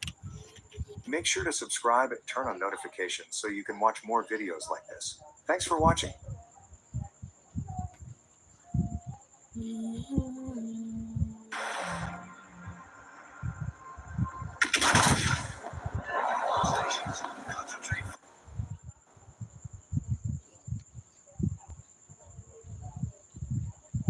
At the local harbor, Tyler and his date Margot wait for the boat that will take them to a private island where they will dine at Hawthorne, an extremely exclusive restaurant operated by the best chef in the country. Tyler's a foodie obsessed with his chef and the details behind fine dining in general. When the boat arrives, the two of them are shocked to see how many important people will be traveling with them. There's Lillian, the food critic that discovered the chef, and her editor Ted, post-prime actor George with his assistant and girlfriend Felicity, and a trio of important tech business investors, Dave, Soren, and Bryce. The ones that get Margot's attention though are businessmen Richard and his wife Anne, because Margot knows Richard and doesn't want him to know she's there, so she tries to stay out of his sight. During the trip, they're already served the first fancy dish, and Tyler gushes over it while he takes a picture, but Margot isn't impressed. When they finally arrive at the island, the maitre d' Elsa calls Margot a different name, so Tyler has to explain there was a change of plans and he came with a different date, making the whole situation pretty awkward. Before dining, Teresa tour for the guests, and Elsa shows the guests all the facilities while explaining the restaurant's employees do all the hunting and farming. That's why everyone lives here. The chef also lives on the island, but his house is off limits. Afterward, they finally enter the restaurant, where they discover the kitchen is an open area that allows them to watch the cooks work. There's also an old lady named Linda on one of the tables who looks like doesn't belong at all. When Richard finally notices Margot's presence, he asks his wife to exchange seats with him so he can have a better view. Elsa informs everyone that they can watch the cooks work but pictures aren't allowed. Tyler immediately comes closer to point out all the techniques they're using and asks tons of questions, so the cooks have to ask him to stop distracting them. At that moment, Chef Slowick arrives and Elsa tells him something that makes him stare at Margot. The first dish is the complimentary appetizer. Lillian takes her time with the food, smelling and tasting everything carefully, but Felicity is busy trying to break up with George. Margot likes the dish but isn't super into it, so Tyler has to arrogantly explain why this is so important. Moments later, it's time for the first course. Slowick comes forward and claps his hand to make all his cooks turn around at the same time like obedient little soldiers. Then he offers a speech about his work and reminds everyone that they shouldn't just eat, they should savor and relish. Tyler tries to make a comment on that and only gets scolded by Slowick for interrupting. Tyler still takes pictures even if it's forbidden. For the second course, Slowick claps again and explains that bread's the food of the common man, but since his guests aren't common, thus they aren't getting any bread. The next dish is a breadless bread plate, only small drops of the savory accompaniments are on the plate. Tyler absolutely loves it, but Margot finds it insulting. Lillian thinks the emulsion does look slightly split, and as an ironic response, they send a whole bowl of it to her table. The Tech brothers think the joke is running too far and ask for bread, but they're denied even when they point out they work for Doug Varick, the actual owner of the island. To shut them up, Elsa creepily tells them that they will eat less than they desire and more than they deserve. Margot refuses to eat her dish and Tyler tries to take it for himself only to accidentally break a glass in the process. Slowick immediately comes to the table and Tyler tries to apologize, but the chef is more interested in knowing why Margot isn't eating. Margot points out there is no food, and Slowick replies that he carefully designed the size of the portion so if she doesn't eat, she won't fill up. Margot still refuses to touch the dish, causing Slowick to leave rather offended and surprise everyone by gently checking on Linda. Margot can't help turning to look at Richard and notices this, causing her to point out that Margot looks like their dead daughter. Richard pretends he doesn't know Margot and asks his wife to change the subject. With another clap, Slowick announces the third course called Memory, which prompts him to share a memory about his family's old taco nights. He reveals Linda's his mother, and that she's been drunk since he was a kid. His father was a drunk first, and one night, Linda called him out for it, so the man tried to kill her with the phone cord. To save his mother, little Slowick grabbed a pair of scissors and stabbed his father in the thigh, but now he regrets not having killed him. To remember that special taco night, the dish is a smoked chicken thigh served with a pair of scissors in it on top of a phone cord. The tortillas were made fresh, but to add a touch of innovation, they've been engraved with a laser machine. Everyone is disturbed by the story, but things get even more awkward when they discover the memories on the tortillas. Lillian finds pictures of restaurants that closed because of her bad reviews, and Anne is shocked to see photographs of her husband's private life.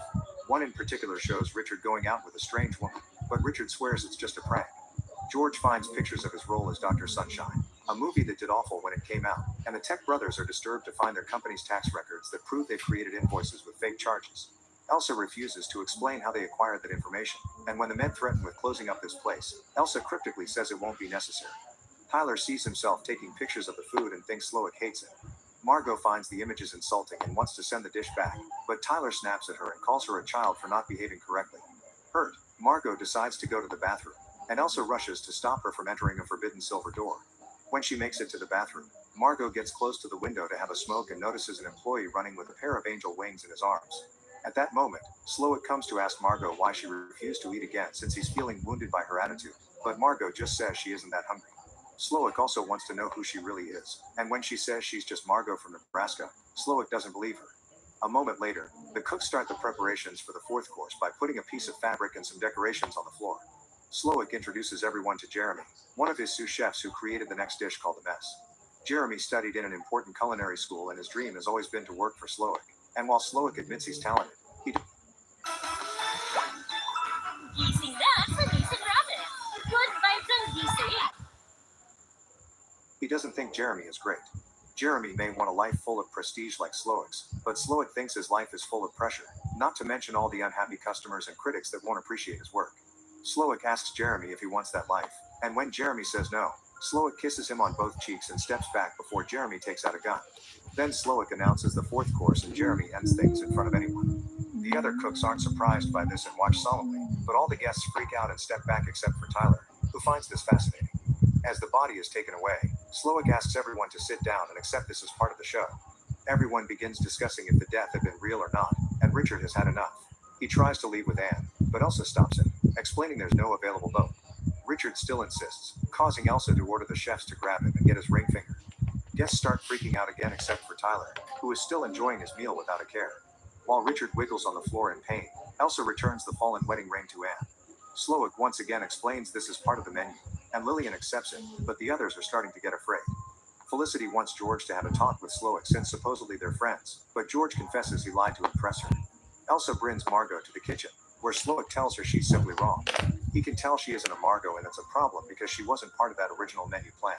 Slowick wants to know if Margot is on the side of the guests or the restaurants. Not that it matters because everyone's dying tonight anyway. Margot rushes back to her table in tears and slaps Tyler when he won't stop talking about the food. The whole mood in the restaurant is tense and nervous. Soren goes crazy and decides to try to break a window with a chair, but it's made of unbreakable glass, so Elsa just takes him back to his table. The next course is tea served as a palate cleanser, and Slowick takes the chance to ask if anyone has any questions. Tyler makes a stupid question about the tea, but George comes through and wonders what's going on. Slowick explains their ingredients in a degustation concept, but this shouldn't be a surprise. For example, Lillian is a monster that causes restaurants to close because of her personal taste, and Ted coddles her. The cooks bring more broken emulsion for Lillian, and Elsa brings Margot a kitchen timer saying she has 10 minutes. Then it asks for a doctor for Richard, so Slowick points out they've been the most loyal customers for 5 years yet they can't name a single dish they've eaten here. Slowick worked to become a very exclusive chef, but it wasn't until recently that he finally understood he's been working to satisfy people that can't be satisfied, like his own mother. Since Slowick keeps referring to the place as his restaurant, Bryce reminds him that the actual owner is Doug Varick. Slowick replies he actually owns Doug himself, and at that moment it's revealed that Doug is hanging outside while wearing the angel wings. Dave tries to offer money to save him, and when Slowick turns him down, he tries to run away, only to be stopped by the staff. Bryce points out Doug kept Slowick open through the pandemic, but Slowick complains that Doug kept questioning his menu. Elsa makes a sign with her arms and Doug is lowered into the sea until he drowns, prompting Slowick to announce he's finally free before going to his office. Suddenly the timer on Margot's table rings and she's asked to go see Slowick. Margot admits she isn't supposed to be here, and in return Slowick admits he can tell Margot's a fellow industry worker. He wants to know why Margot kept staring at Richard, making her confess that she's actually a street worker.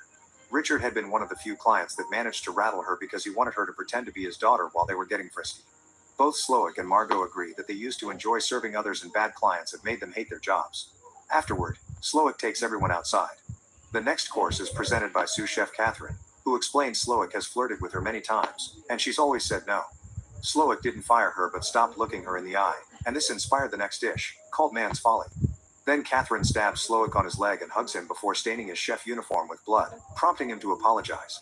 Now all the male guests are given a chance to escape. They'll have a head start of 45 seconds, and then the staff will try to catch them. All the men begin running except for Tyler, so Slowick has to send him out there while Catherine takes the women inside. The women try the sixth course while sharing a table with Catherine, who explains everyone dies was her idea. Lillian's compliments make her cry, and all the other ladies begin offering compliments as well to keep her happy. Anne asks Margot if she knows her husband and Margot admits she does, but Anne doesn't comment on it. Margot ends up admitting her real name is Erin and she's from Massachusetts. Outside, Tyler spies on them through the window because he hates that he's missing a course. Meanwhile, the staff goes after the men and finds them with no issues, no matter if they went to the forest or the beach. Ted hid in the smokehouse, and for his efforts he's given a Passar egg. All the men are brought back to the restaurant and George sarcastically apologizes to Felicity for being a failure, which makes her admit she's been stealing money from him. George already knew, and Felicity knew he knew. Suddenly Slowick announces the menu can't continue as planned until they solve an unresolved matter. He approaches Tyler and makes him confess that he had always known tonight's menu would include everyone dies. Tyler had a date, but his girlfriend broke up with him. So he hired Margot because the restaurant didn't take reservations for just one, never caring about the fact she'd die.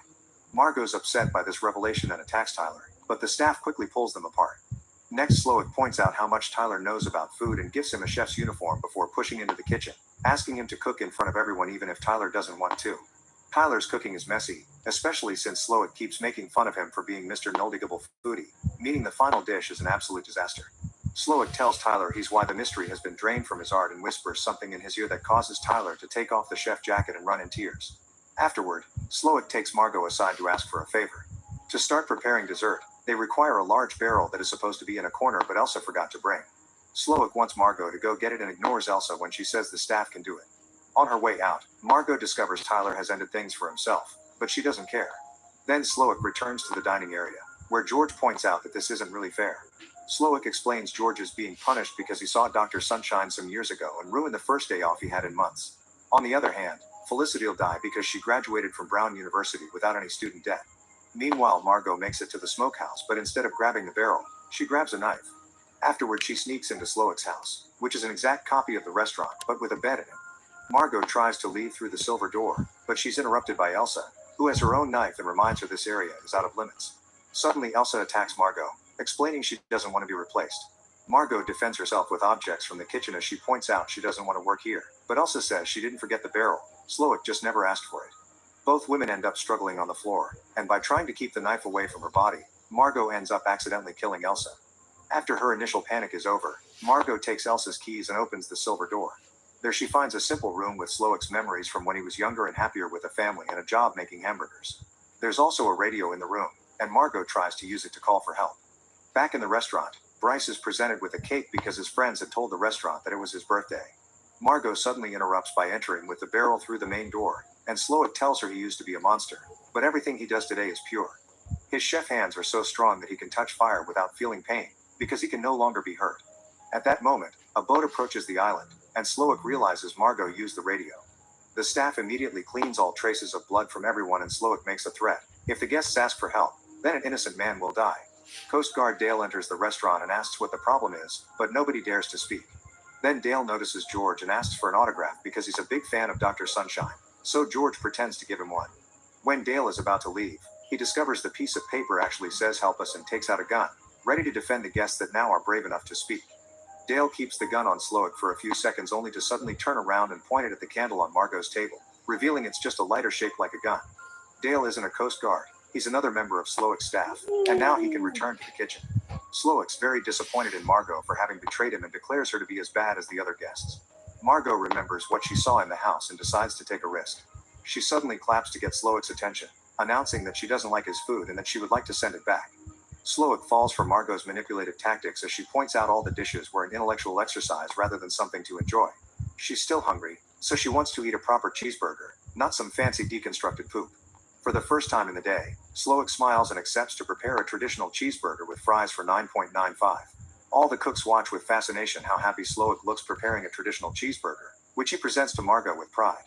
Margot gives it a bite and approves of the taste, but she also thinks it's too much for her to finish and asks for the rest to go. Slowick's still in a trance, so she does as he says, and once Margot has her bag, she leaves a $10 bill and leaves the restaurant.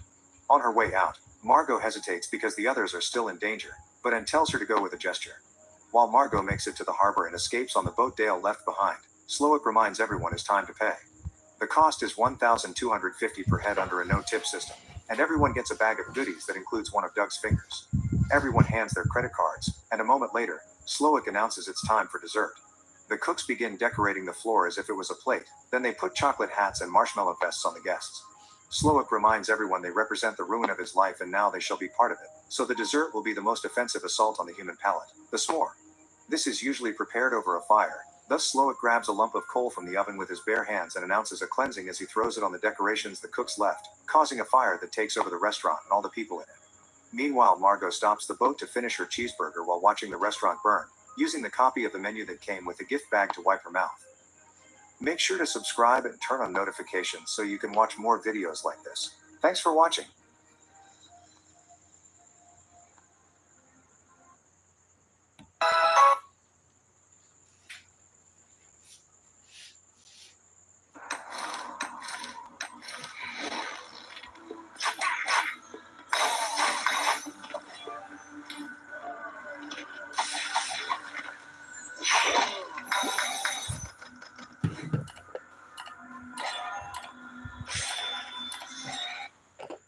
back to Movies Outpost. Today we'll be diving into the action thriller film franchise John Wick, which includes Chapter 1, Chapter 2, Chapter 3, and Chapter 4. Enjoy the recap.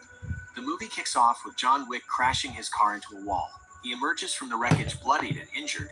He applies pressure to a wound in his stomach and watches a video of his late wife Helen on the beach before collapsing to the ground. A few days earlier, on a cloudy day, John wakes up and starts remembering his times with Helen.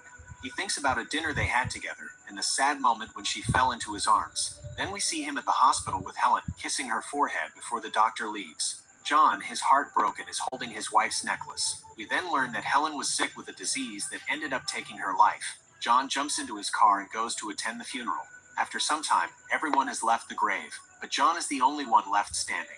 A man watches him from a distance, and after the service, an old friend named Marcus approaches him and offers his condolences, checking in on him as a good friend would. The two engage in a brief conversation before Marcus bids him farewell and departs. After the funeral, John goes back home and starts tidying up. He hears the doorbell ring and finds a delivery lady with a package. She gives him the box, which has a little beagle inside. When he opens it, he finds a note from his late wife, Helen. In the note, she says she's accepted her destiny and wants John to find happiness and love again, starting with this puppy. John gets very emotional reading the letter and begins crying. He takes the puppy from the box and sees the collar decorated with flowers, which makes him think that Helen named the dog Daisy. Later, he gently picks up the puppy from his bed and gently places her on the floor. On the following day, John is awakened by the dog climbing onto his bed and follows him everywhere around the house. He pours cornflakes for the dog and himself, and decides to buy proper food for the puppy and takes her cruising in his vintage 1969 Ford Mustang Mach 1. During a pit stop for gas, John is approached by Yosef Tarasov and two other mobsters. Yosef admires John's car and inquires about its price, to which John responds that it's not for sale. Yosef insults him in Russian, saying everything has a price. John then says not this in fluent Russian, enraging Yosef until one of his companions restrains him, leaving John to drive away carefree. Later in the day, John heads to an abandoned construction site and begins driving his car recklessly, drifting to release his frustration. He goes round and round, narrowly avoiding hitting some trucks before eventually stopping. Later on, he jumps into bed and sleeps. During the night, Daisy needs to go outside to relieve herself, so he takes her downstairs. Two shadowy figures then confront him, and a third person hits him over the head with a bat. As John lies on the ground, the men attack Daisy, and one of them kills her. They demand John's car keys, and after finding them, the man who whacked him takes off his mask, revealing himself to be Yosef. He swears at John and knocks him out cold. After waking up, John finds his lifeless pet and lays beside it. He then proceeds to bury the dog and cleans up the mess in his home as memories of his wife and the brutal attack from the previous night continue to haunt him. Meanwhile, Yosef drives John's Mustang to Aurelio's store, where he demands clean papers and a new number plate for the car. However, Aurelio recognizes the vehicle and demands to know where Yosef got it from. He brags about stealing the car, and Aurelio orders him to leave the shop immediately, but Yosef responds with arrogance, claiming that they own him. Aurelio shuts him up, stating that he works with his father and whacks him. One of the henchmen pulls out a gun, but the other stops him from shooting. Yosef then insults Aurelio and threatens to take his business elsewhere. Later, John stops by the shop and inquires about the car. Aurelio replies that the car was here and that Yosef is Vigo's son. Later on, Vigo calls Aurelio and asks exactly why he struck his son. Aurelio just replies, "Because he stole John Wick's car, sir, and killed his dog." In response, Vigo just says, "Oh." Vigo seems worried and goes to his penthouse and tells his henchman that he wants to see his son. In the meantime, John enters his basement with a sledgehammer and begins smashing the floor open. It is revealed to be an arsenal of weapons and gold coins. To resolve the issue, Vigo visits Yosef at his residence. Initially, he compliments him on his stylish jacket, but then he punches him in the stomach to tell him that he messed up.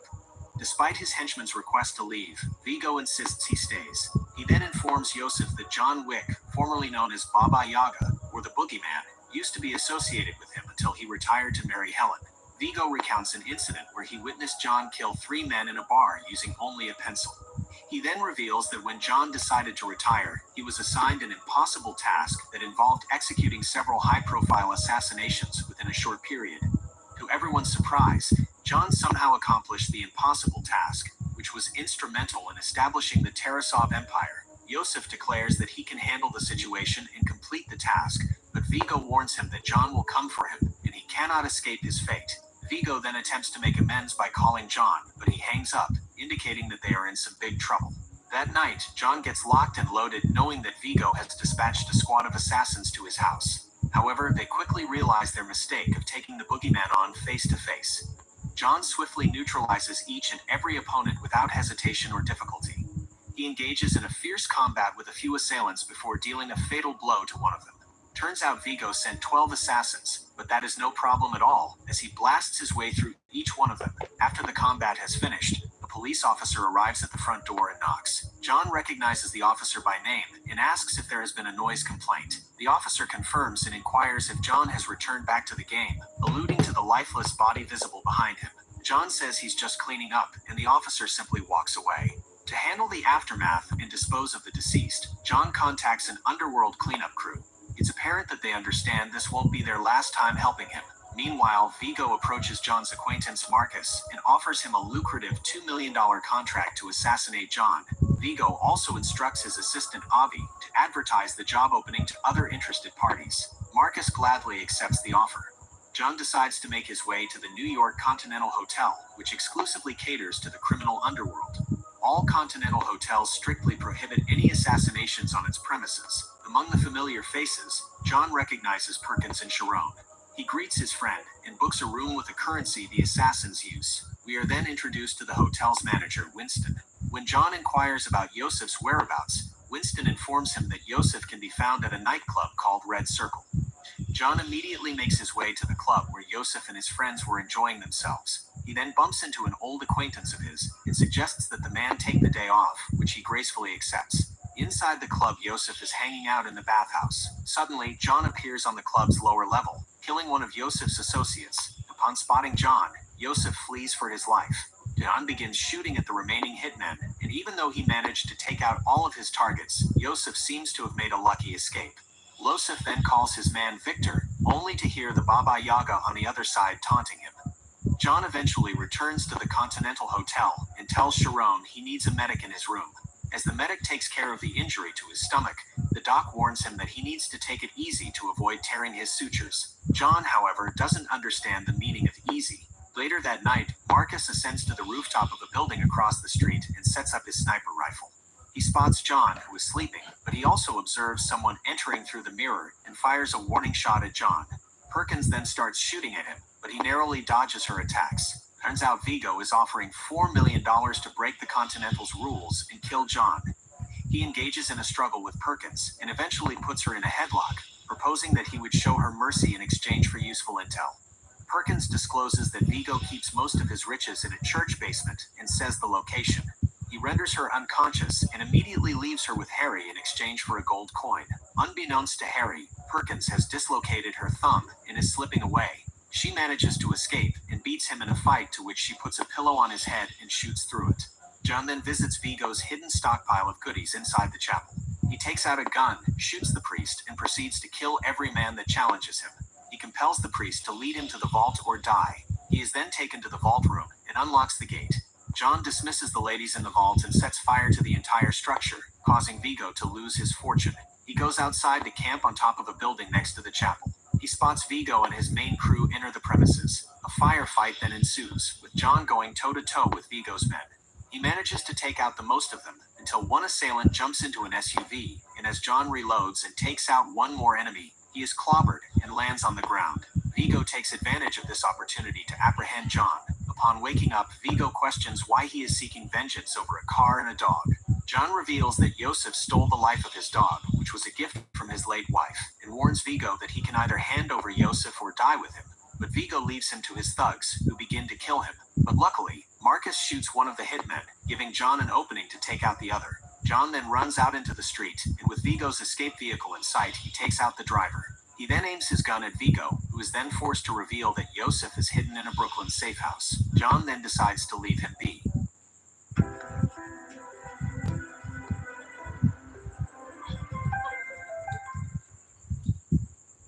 At the safe house, we see Yosef inside a room playing video games with one of his mercenaries. The area surrounding him is covered by multiple teams and multiple snipers. As they all check in, we see that John also checks in. He takes the unconscious man's sniper rifle and begins firing at will with deadly precision. Yosef takes off, and simultaneously his getaway vehicles erupt in flames. He takes off running, but but John finally catches up to him and shoots him in the stomach and then in his head without any hesitation. After John's revenge has been satisfied, he thanks Marcus for helping him out.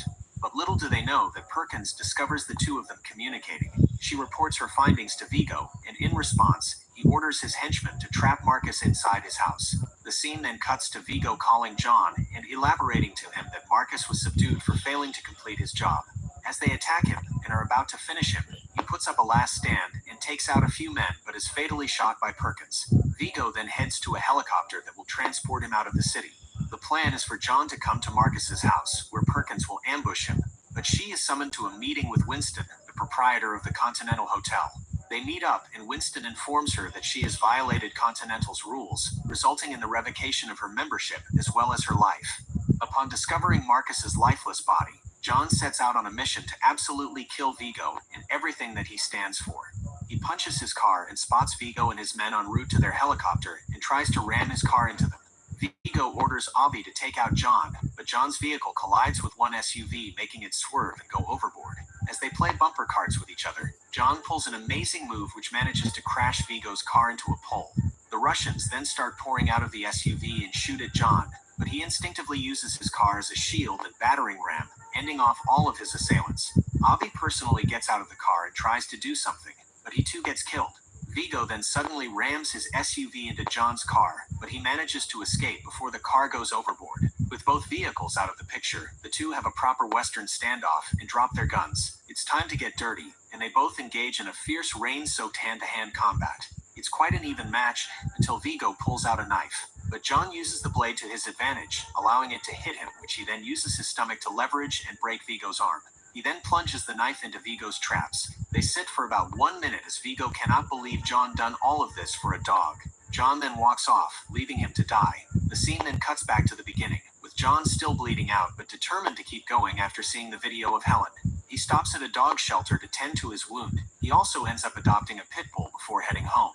A few weeks later, the fearless John Wick is in the thick of a pursuit, his objective, to retrieve his Ford Mustang from Abram Tarasov. John pursues a motorcycle rider until he's managed to flip the bike and take an invite card that opens the doors for Abram's location. Tarasov, you see, is the sibling of the late Vigo Tarasov. Hearing of John's approach, Abram wastes no time in packing up his operation. There's this one henchman, a bit too sure of himself, who trivializes John and boasts that he could take him on all by himself. He queries Abram, wondering if they're seriously putting everything on the line for a mere car. But Abram reminds him, this isn't just any car, it's John Wick's car. This is the man who decimated his nephew, his brother, and many of his henchmen, all because of his car and a puppy. Abram emphasizes that John Wick is a man of focus, dedication, and sheer determination. He reminds them of the time John eradicated 3 men with nothing but a pencil. In the meantime, John has managed to uncover the location of his beloved Ford Mustang and makes a beeline for Abram's hideout. But on the way, he is pursued by Tarasov's men. Unfortunately, his car is hit by his attacker, and one more assailant joins the fray and damages his Mustang. He still manages to turn the vehicle on and make an escape, but one lonely bike rider chases him and shoots at him. John has to sacrifice one of his doors to stop the rider in his tracks. He continues back to his objective, and he gets a bit jealous of people ramming his car, so he begins playing the same game. But out of nowhere, he is knocked out of his vehicle and is forced to get into hand-to-hand combat. But as is expected, he takes care of his attackers without much difficulty. He finally makes his way to Abram's room, and the man is scared for his life. Interestingly, John spares Abram's life on the condition that he vows to never cross paths with him again. Accepting this truce, John retreats and returns to his abode, his mission accomplished. Soon after, John finds himself returning all mementos of his past life as a hitman to their resting place in the ground. His goal, to embrace the simple, ordinary existence of a man mourning the loss of his wife. A few days later, Aurelio pays John a visit at his request to fix his battered Ford Mustang. After assessing the damage, Aurelio warns that it'll take some time to restore the car to its former glory. As dusk falls, John gets an unexpected visit from Santino D'Antonio, a notorious figure in the criminal underworld. Santino reminds John of their shared history of how he aided him in completing an impossible task, which enabled him to retire and marry Helen. In return for that help, John had made a sacred promise known as a marker, symbolized by a medallion marked with his own blood. Now Santino has come to call in that debt. Despite all these compelling reasons, John says he's out of the game and retired. Santino doesn't take this rejection lightly. In response, he launches a devastating assault on John's home, wielding a grenade launcher and setting the house ablaze. Against all odds, John and his dog manage to survive the brutal attack to their house. John just stands there staring at all his lost memories as they burn away. Left without a home, John, accompanied by his loyal canine companion, seeks refuge at the Continental Hotel in New York City. In his desperate situation, he looks to Winston for guidance. Winston, however, issues a stark reminder. To refuse the marker would mean breaking two sacred rules of their underworld: no killing on continental grounds, and the obligation to honor every marker. The D'Antonio family is infamous for their ruthless ways, mainly because Santino's father holds as a part of the High Table, a council composed of 12 powerful crime lords who control all the continental hotels worldwide. Faced with this harsh reality, John has no option but to reluctantly fulfill his commitment. He goes to meet with Santino, who cuts to the chase immediately. He tasks John with killing his sister, Gianna. You see, Santino craves his sister's upcoming seat at the High Table, a seat their father deems her more deserving of. John, bound by his commitment, accepts the mission. John heads to his storage unit to gather some essential belongings before jetting off to Rome. He checks into the Roman branch of the Continental Hotel, where Julius, the manager, welcomes him warmly. When Julius jokingly asks if he's in town to target the Pope, John reassures him that's not the case, and is granted access to the hotel's facilities. Next, John drops by a unique tailor shop that serves solely to assassins, crafting bulletproof garments to aid their dangerous work in the criminal underworld. After that, it's time to get his weapons. The shopkeeper, already familiar with the legend of John Wick, knows precisely what type of weaponry John would need to successfully complete his mission. However, before John can proceed, he needs to find out where Gianna is. So, he visits a contact who provides him with a blueprint of her location, which would help him navigate the various entrances and exits. As night falls, John, now fully geared up, prepares for the battle that lies ahead. He infiltrates the celebration for Gianna's ascension to her seat at the High Table and confronts her in a dressing room. Faced with the inevitability of her demise, Gianna chooses to meet her end on her own terms. As Gianna takes her last breath, John ensures his mission's success by shooting her in the head, thus fulfilling the marker. With his mission accomplished, John attempts to make his exit. However, Cassian, Gianna's bodyguard, spots him and recognizes him instantly. Cassian quickly deduces that John must have been sent to eliminate Gianna. In the blink of an eye, a full-blown shootout erupts.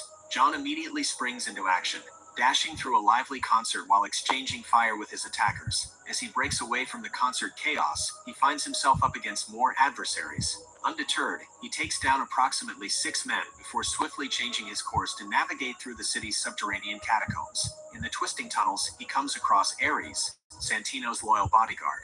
But a surprising turn of events awaits him, a double crossing.